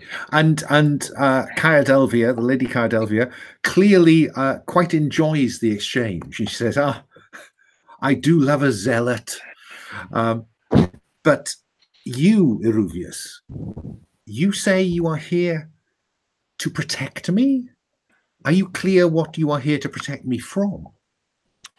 That is the question. I'm not clear just yet. I know there's some threats to this town, especially with the state your husband is in. But I think it's something deeper. And at which point I will look at as far as I can hear what they say that, but at which point I will look at the that pagan priest again, and like I feel like it might be something deeper than just a foreign power. And I don't know how to use this true sight, the soul move, but I think I should. I think what it allows you to do is pretty much to work out whether people are lying to you, isn't it? But go on. Let's have a go. So true sight, when you scrutinize a person, creature, or animal in the scene, roll plus soul. So roll plus soul, Ivurius. And I need to take fate down, right? The first time you use it, yeah, you need to tell me whether you're going to mark a point of fate or a point of harm. It would be more appropriate for fate for you because it's about cashing in some of your chips with God. So I will just mark the 3/3 as 2/3, right? I'm not sure how to mark it in the character sheet, but I will roll in the meantime. Beep, boop.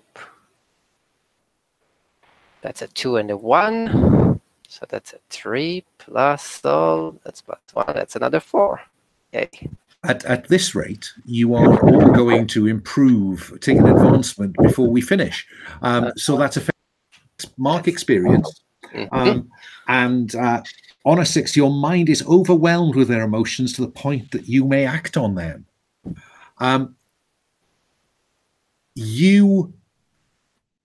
What Ethelred and the others see, I think, is a sudden dawning realization on your face that if this doesn't go well, you're going to die. And what are you going to do in order to stay alive? That is what washes off Aelnoth in a wave.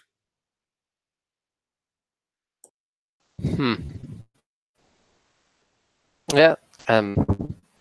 I don't. The rest of you will see the color drain out of Ivurius's face, and it's as though he's looked into the face of death. Ethelred, what do you do?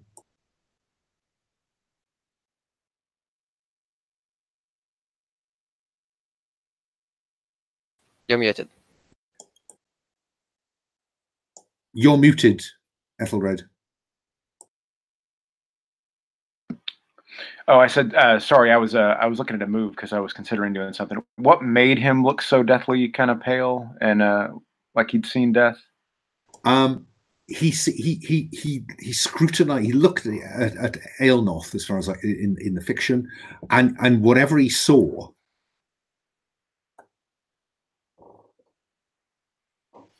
Basically, that's what Aelnoth feels, I guess. Okay. I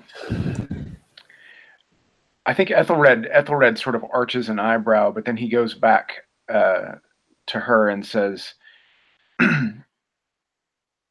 back to the topic of spirituality, not to take, or to what am I trying to say? Back to the topic of spirituality. I had come here to speak to your priest. Can you tell me of the man? Yes, let's stick with that. Yes, I brought Father Humlocutus from the West. My husband graciously agreed that I should have a priest, and then he graciously agreed to build the church. So you have known him for some time? He has been here for 5 or 6 years. And you consider him an able mentor in your faith? Father Humlocutus is a good man. He may never be a great man. He serves the people. Perhaps you could tell me a bit more. I don't mean to be impertinent, but as I did come here to learn, I want to know if he's an able teacher. He's an able teacher. He is a sufficiently capable priest. His prayers have not so far helped my husband.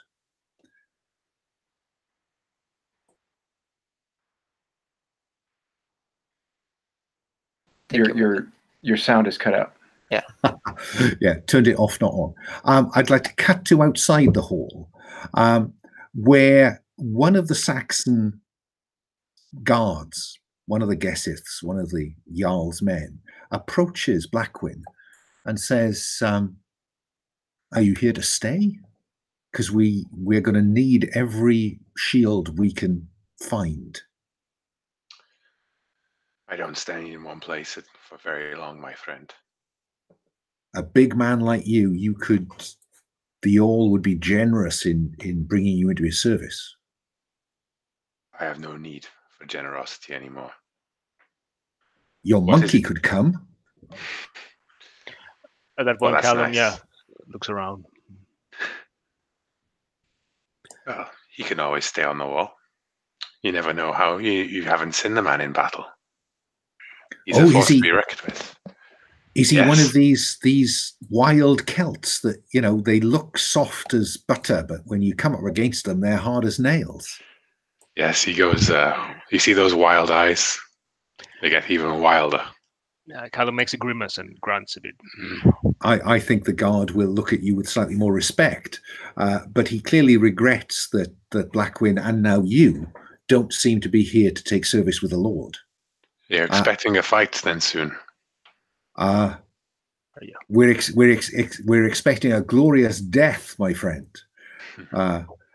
King Beda will bring more shields to any battle than we can put forward, and if we don't find a way to get the Earl up and about, then I'm not sure many will answer his call for arms. Well, sometimes you just have to give way. Let King Ada take the village. What's the point in dying? Well, there's honor, my friend. There's honor. Blackwin smiles and laughs at that honor. What use is honor when your daughter's dead on the floor? What use is honor when your village burns? Oh, well, I think that's pretty down the tone of the conversation, because he kind of looks at this big man who suddenly his face has gone dark. And he looks at the wild-eyed Celt and he thinks, maybe I'll go and clean a weapon somewhere. And so he backs off across the hall. Callum, anything to add? Well, you're not very nice, are you, Blackwin? I never said I was. And at that point, we'll cut back behind. I think the last thing that had happened was she had said that the priest's prayers hadn't helped her husband, right? Yeah. So I think when it cuts back, Ethelred is offering, perhaps I could pray on his behalf. I have no small skill at healing. She will certainly be interested in that option, because it is clear in that conversation that she is worried about her husband. I'm just checking the time, guys. Can you manage without a bio break, or do you really need one? Okay, let's play on. So just clearly she is interested in, you almost sense, any help she could get, and she will certainly take you to see her husband. There's a partition away to one side of the room where you have been having this conversation, and there's a big curtain across that rather than a wall, and she draws that back, and under a mound of furs is a very old man. He's probably in his 60s, which is to say he should already be dead, and he's lying there.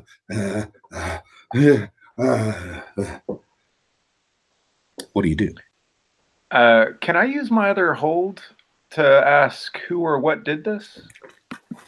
Ooh, that's an interesting question. I think that if you get close to him,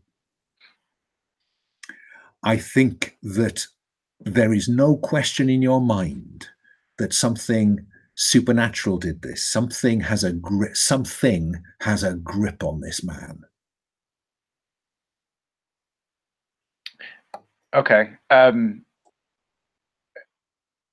Ethelred will instantly move forward and lay his hands on the man, and he's going to try to pray and what's the move called?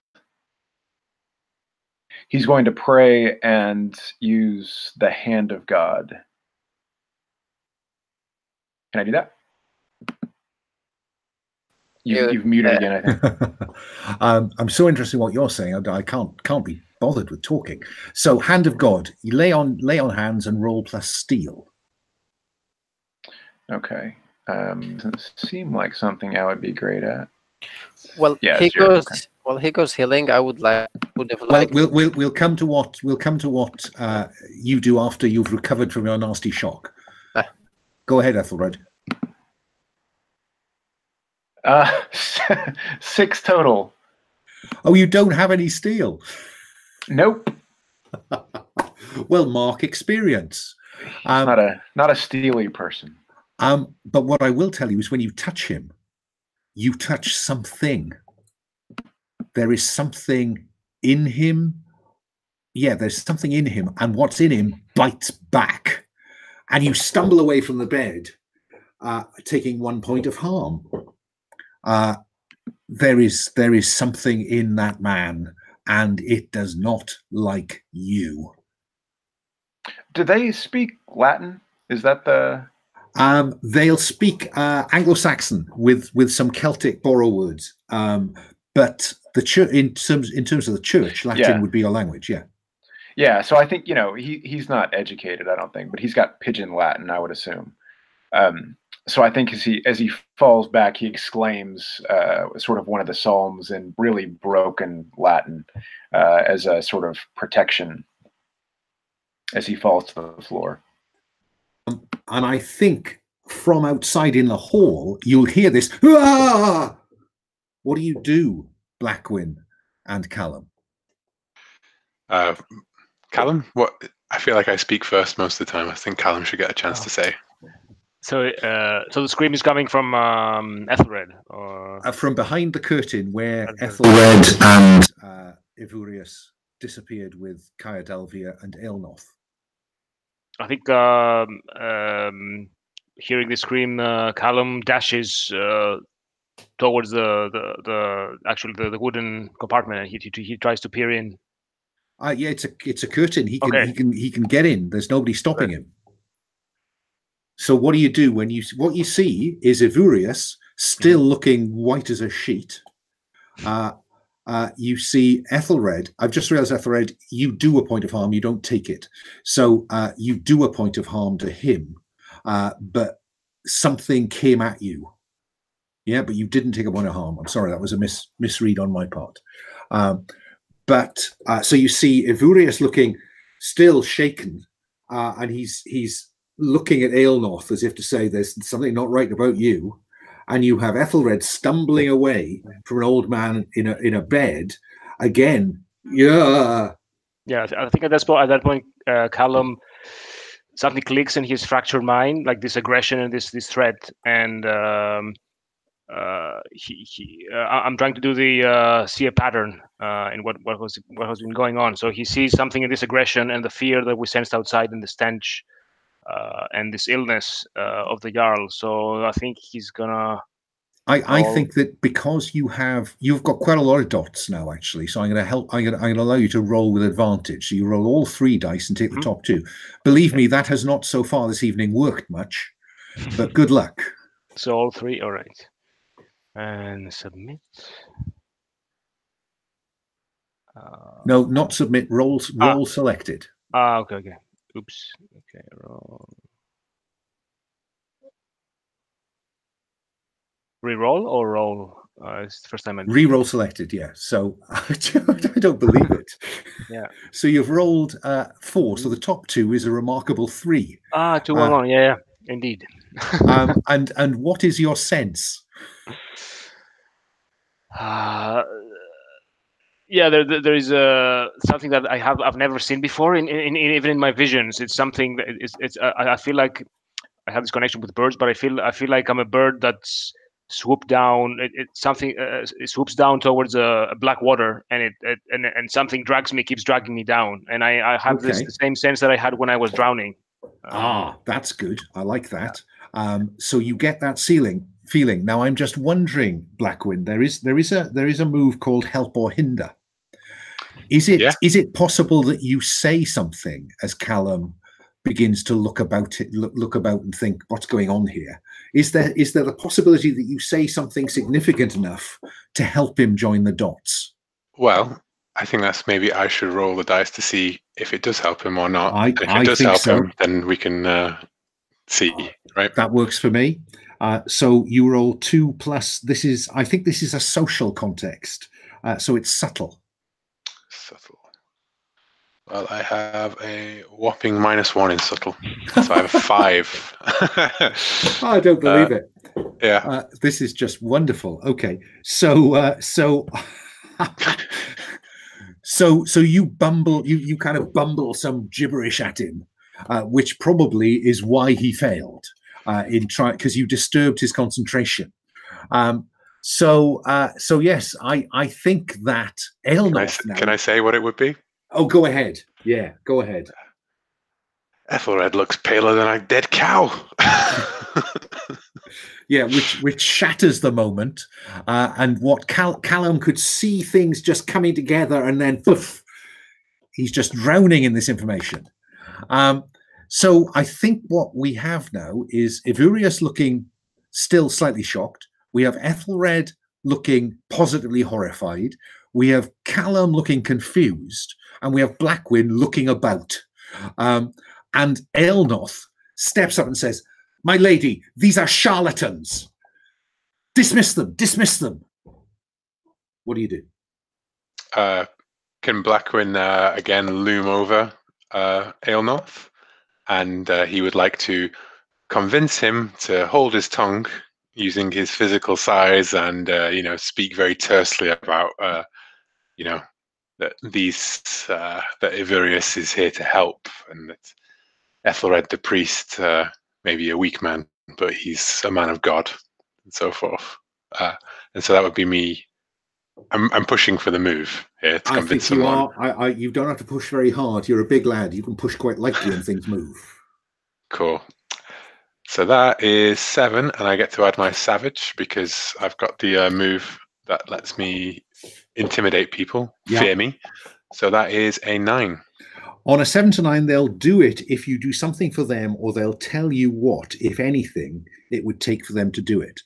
I think that you are going to have to demonstrate you are right, and that you have the might to make you right. I will shove the priest down onto the ground if that's what, maybe that's not the right thing to do. I don't know. But it appears to be what you are going to do. Yeah. Because he just bristles up to you. He's just asking for it. Yeah. What I do actually is I smack that rattle of his just straight out of his hand, just bash it across the room. Okay. Are you intending to do him harm, or just make him look foolish? Make him look foolish. I feel that he's so far beneath me at this point that I wouldn't do harm. Okay, I think that this might be a stretch for the move, but I think this is trying to protect the other characters by just making the threat to them look stupid. Yeah. So cool. You'll find protect someone, I think, on the sheet. When you try to protect someone from harm, roll plus savage, which cool. is your wheelhouse, as Rich would say. Yes. That is a 9. 11, even 11. 11. So on 7+, you protect them by taking some or all of the harm they would have taken. So frankly, he's not going to try to come up against you. So there is no harm, physical harm for him to do on you. It's the social harm you've protected them from, and you choose one. You suffer 1 less harm, which doesn't apply. An impending danger is now focused on you. You also inflict harm as established on the enemy. So maybe you did hit him, or you hold the enemy back. Which of those do you want to use in the fiction? Well, given that this is a social situation, perhaps the harm that I inflict back on him is that I make him appear as at least as weak as the other characters, and so I undermine his position within this group. Yeah, I think that works. I think just that physical intimidation drives him, and he ends up cowering and grabbing for his rattle. Yeah. that should give the rest of you a chance to recover. So what do you want to do in this situation?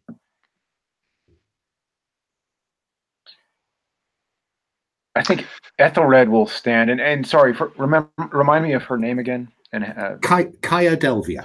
Kaya Delvia. Ethelred will stand and address Kaya Delvia and say, there is something in the man. Something terrible is in the man. And she looks concerned, because I think that she is now interpreting what happened to you as evidence that maybe there was something that went on. And she's putting together now Ivurius's shock, your reaction, Callum's kind of confusion. In a world of the supernatural and the occult, there is clearly something lurking in this room, isn't there? So Ethelred will get a little closer to him and see. You said one harm was done. Is there any physical damage to his body? I think there probably is. I think that shall we say that you went to mark the cross on his forehead? Yeah, that would be appropriate. And that looks like it's been lightly burned, so it's blistered. And he's staring eyes. Ethelred points at the burned cross on his forehead and see, look, the sign of God blisters on him. What can we do? Says Kaidelvia. What? How can you save my husband? Remove the pagan out of here. Maybe everyone has a chance, but some people seem to have misused their chance. And I think probably, given the circumstances, she will go with that. She will say, Aelnoth, leave. And Aelnoth, because he's will indeed leave. He's very happy to be out of the room that has that Saxon in it. That big Saxon. So, what do you propose, priest? She says. Perhaps, and he wrings his hands together, and that cold sweat breaks out again. Perhaps this was done by your own priest. I can think of no one else who would have been able to put such an entity within him. Pagan? She looks shocked. You mean Father Humlakutas? I am sorry, but I can think of no one else. What about the pagan? I think that's what she's thinking. Yeah, that's what I'm thinking. I did not get such a sense from the man, but I had perhaps quite a sense from him. You are free to question him, but perhaps we should bring them both in. Can Blackwin appear at the owl and try and examine him? I mean, in his hunts, he's come across some odd things. So if he could take investigate the guy's wounds. Okay, yeah, I'll let you investigate the scene. Yeah. Or look about you is the other one. The way that it makes sense to do is to look at the questions that they offer you and determine which question you want, and that'll tell you which move to apply. So I think what I'm looking at is what happened here, I think. Okay. Or what, if anything, is being concealed here, as opposed to, are there any dangers we haven't noticed? This is the only thing I can think about for look about you. So I will roll investigate. Okay. Investigate. Yeah. No. I simply don't know what to say. Have any of you succeeded this evening? So I think that. What question would you ask me? I would have asked you what happened here. That would have been my major question to ask, as in what happened to the Jarl. It seems to you that this Saxon lord has been cursed by a Christian. Because what would make any more sense? And I'm sure you declare that to the room. Yeah, Blackman will say, it's as though God himself has damned this man. and that seems to swing Kaya, and she marches out into the hall and gestures at one of the Saxon warriors there and says, "Bring Humlacutus." And Ethelred immediately almost jumps up and down and says, "Do you see? Do you see?" Well, I think that collectively there seems to be some support. Ivurius, you seem to think it was Aelnoth, the shaman. Are you on side with this impending trial of Humlacutus? No, I don't believe a Christian would do it. What do you do? I say that we should put it to the test. We should bring both of them. And well, Aelnoth is still in the hall, so you've still got access to both of them. Yeah? Yeah, we should ask them, we should push them, and we should pray before So we cut to a scene where two Saxons are dragging Humlacutus out of his church with no particular sense of dignity and dragging him to the hall. And that is when we next see him being dragged into the hall and thrown on the floor in front of Kaya. What have you got in mind? Because she's not certain how we determine which of them, or if it is Humlacutus, or which of them it is. Ethelred will walk up to. Sorry, I cannot get the names right. What's the guy's name? Yeah, no one can. Humlacutus is the priest. Okay, I should be writing these down. Ethelred will walk up to Humlacutus, and he has this like sly look on his face, and he says, "If you've done nothing wrong, brother, you have nothing to fear." And then he'll make the sign of the cross on Humlacutus's forehead, but he'll do it to seal the man from demonic infestation. So he's trying to actually like pray mechanically. I guess it would be use magic. Does that sound okay? I think that's absolutely use magic, and if you look at the effects that you have access to, I'm kind of seeing temporarily banish a spirit or temporarily trap something. Is that what you had in mind? Yeah. So he would be trying to banish a spirit from the man's body by putting the sign of the cross on his forehead. Okay, then go ahead and bell, book, and candle him. All right, let's see if this is with a +2. So let's see if this works. Yeah, this is bound to be 6. Oh, 11. Okay, 11 total. Okay, so on 11 you get that effect. So you put you mark the cross, you hold him by the shoulders, you speak Latin into his face. What else do we see you doing?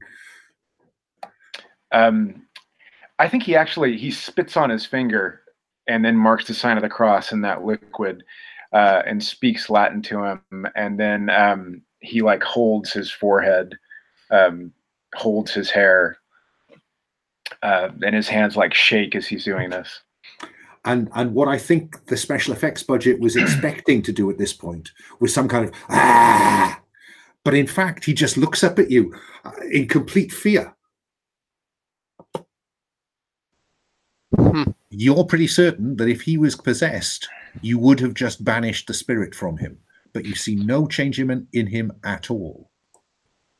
Ethelred backs away in dismay, looking at his forehead to see, and he actually, I think, like kind of pulls the hair away from his forehead a couple times to see if there's any sign of blistering.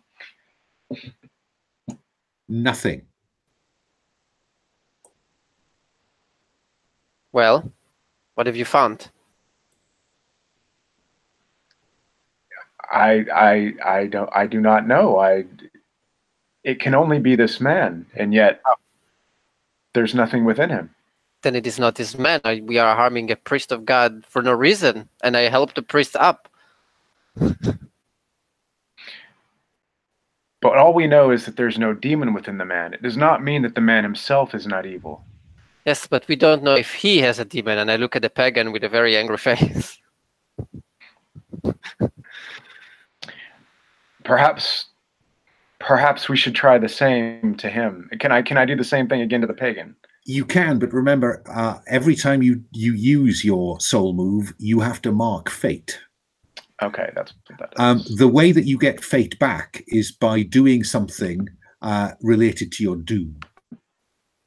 Well, that doesn't sound like it would harm me in any way. I'm sure it'll be fun. Okay, so he's going to do the exact same thing to the pagan. So he walks up to Eotenweard and again grabs his head and makes the sign of the cross on his forehead. And do your thing.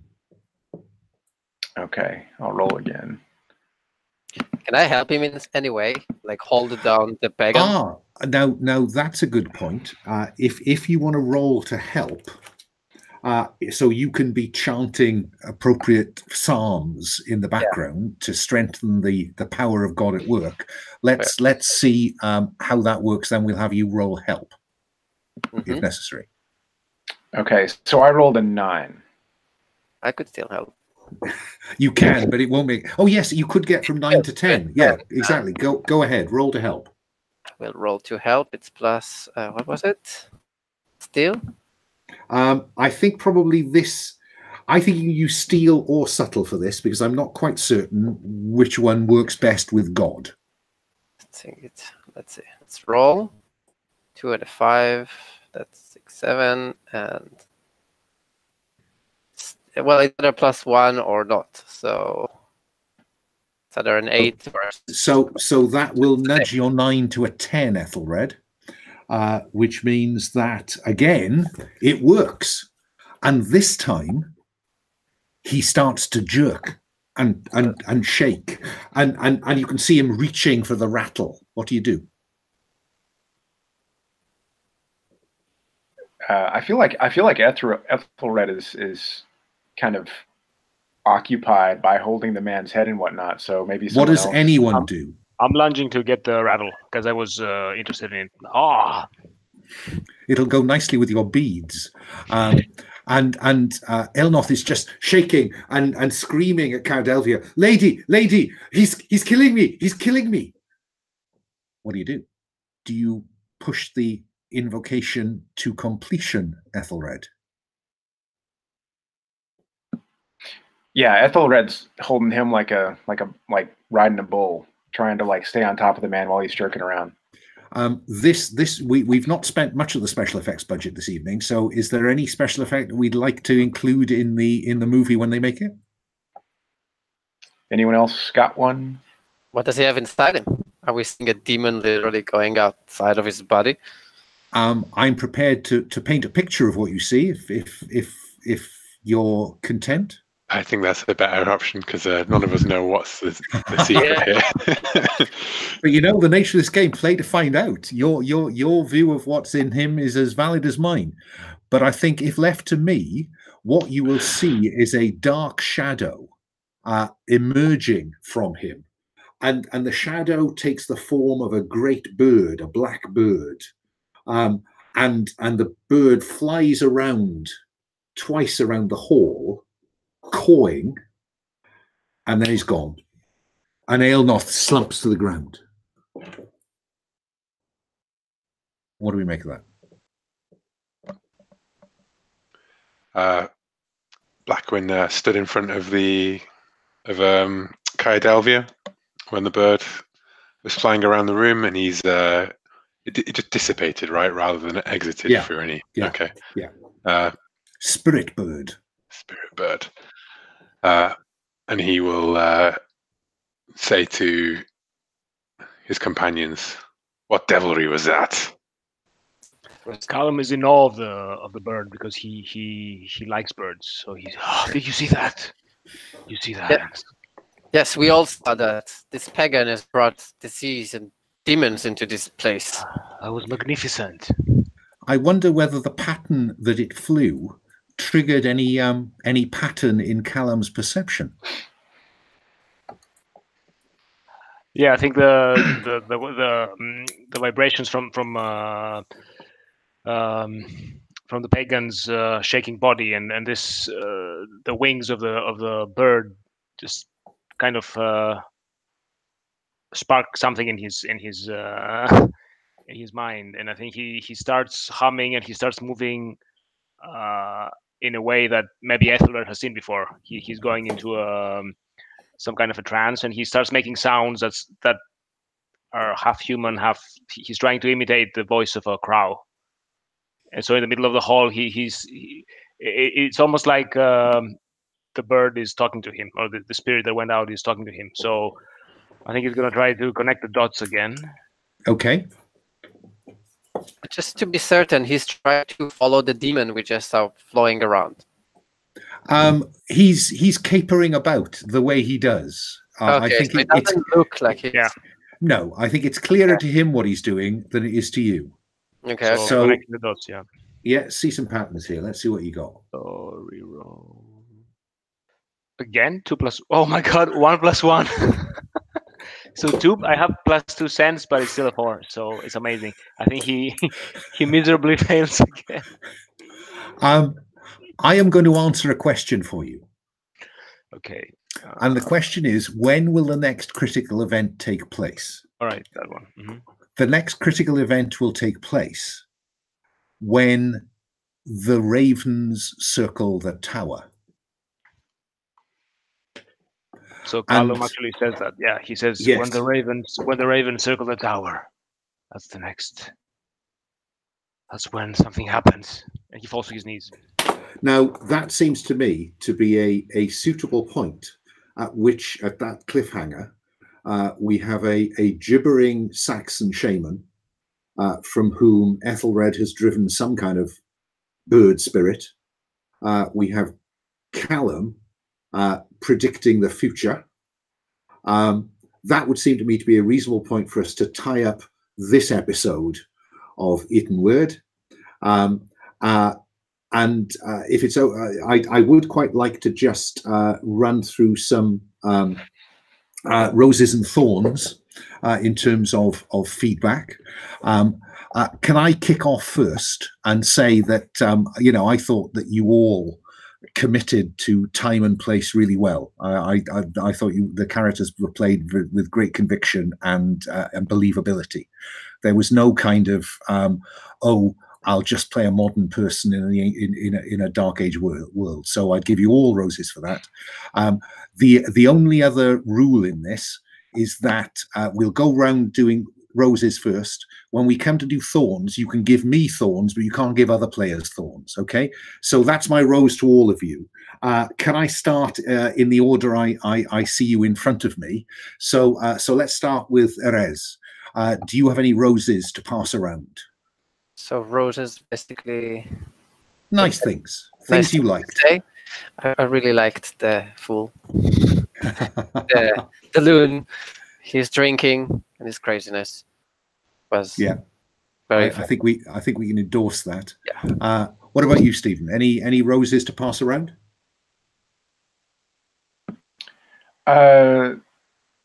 Yeah. Actually, sorry, I've had a problem with names all night long.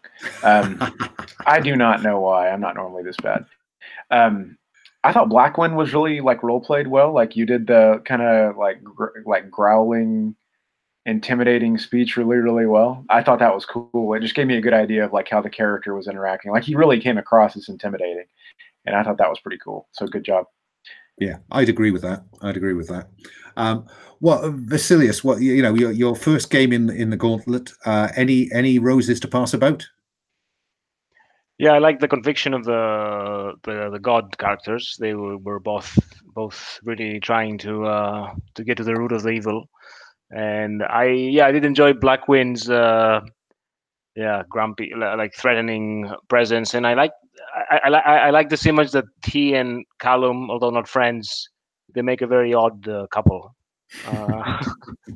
So yeah, they do. I'd agree with that. What about you, Will? Everything that everyone said. I mean, I love the loon. I love the sort of looking around the room and capering behind me as Blackwind goes along. But I really liked was Stephen's priest looking for reasons to fulfill his mission. Desperately clawing. This is a good man, and he's still looking for ways to justify what he has to do. And I should say that because you have not yet quite killed the priest, you won't be able to use that start of session move next time. I thought it was good. Desperately trying to find an excuse to kill a priest that could be defined as false. Yeah, I think that's a That's really good. Any thorns? Because I'm interested in feedback into, particularly, to be honest, about whether the moves give you a feel for time and place. Can I start with one? By all means. I think the moves all work really well so far. I was wondering about how it would work with the difference to Monster of the Week. It's not really a thorn about the system per se so much as the setting. I find it very hard to keep the names of a lot of the characters in my head because they are unfamiliar names. So Ethelred and Callum fit because I know Callum and I know Ethelred the Unready, right? But the rest of the characters, all the NPCs, are much harder for me to remember. And also, looking at how I attempted to spell them versus how you actually spelled them is I'm pretty sure Kaya Delvia is not spelled the way I wrote it down at all. It's not far off, actually. But that's a good point. It occurs to me I put a tab in the character keeper called Places and Faces, and then proceeded to ignore it. So that's helpful advice, Will. Thank you for that. Any other thorns?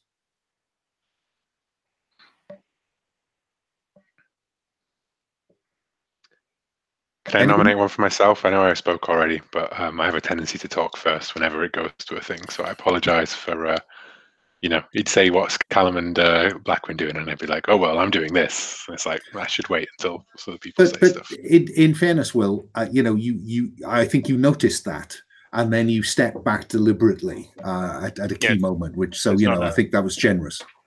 And I think Callum would always give a stare before he speaks, so I think it's cinematically. So, not really a thorn. I think it's for me to get I need to get the timing a bit better with exactly muting and muting. But I think that's not a thorn or a stab against anything. I think I found the setting evocative, so this is a rose. So I don't have any thorns at the moment, so nice. Thanks. I'm glad you found it evocative.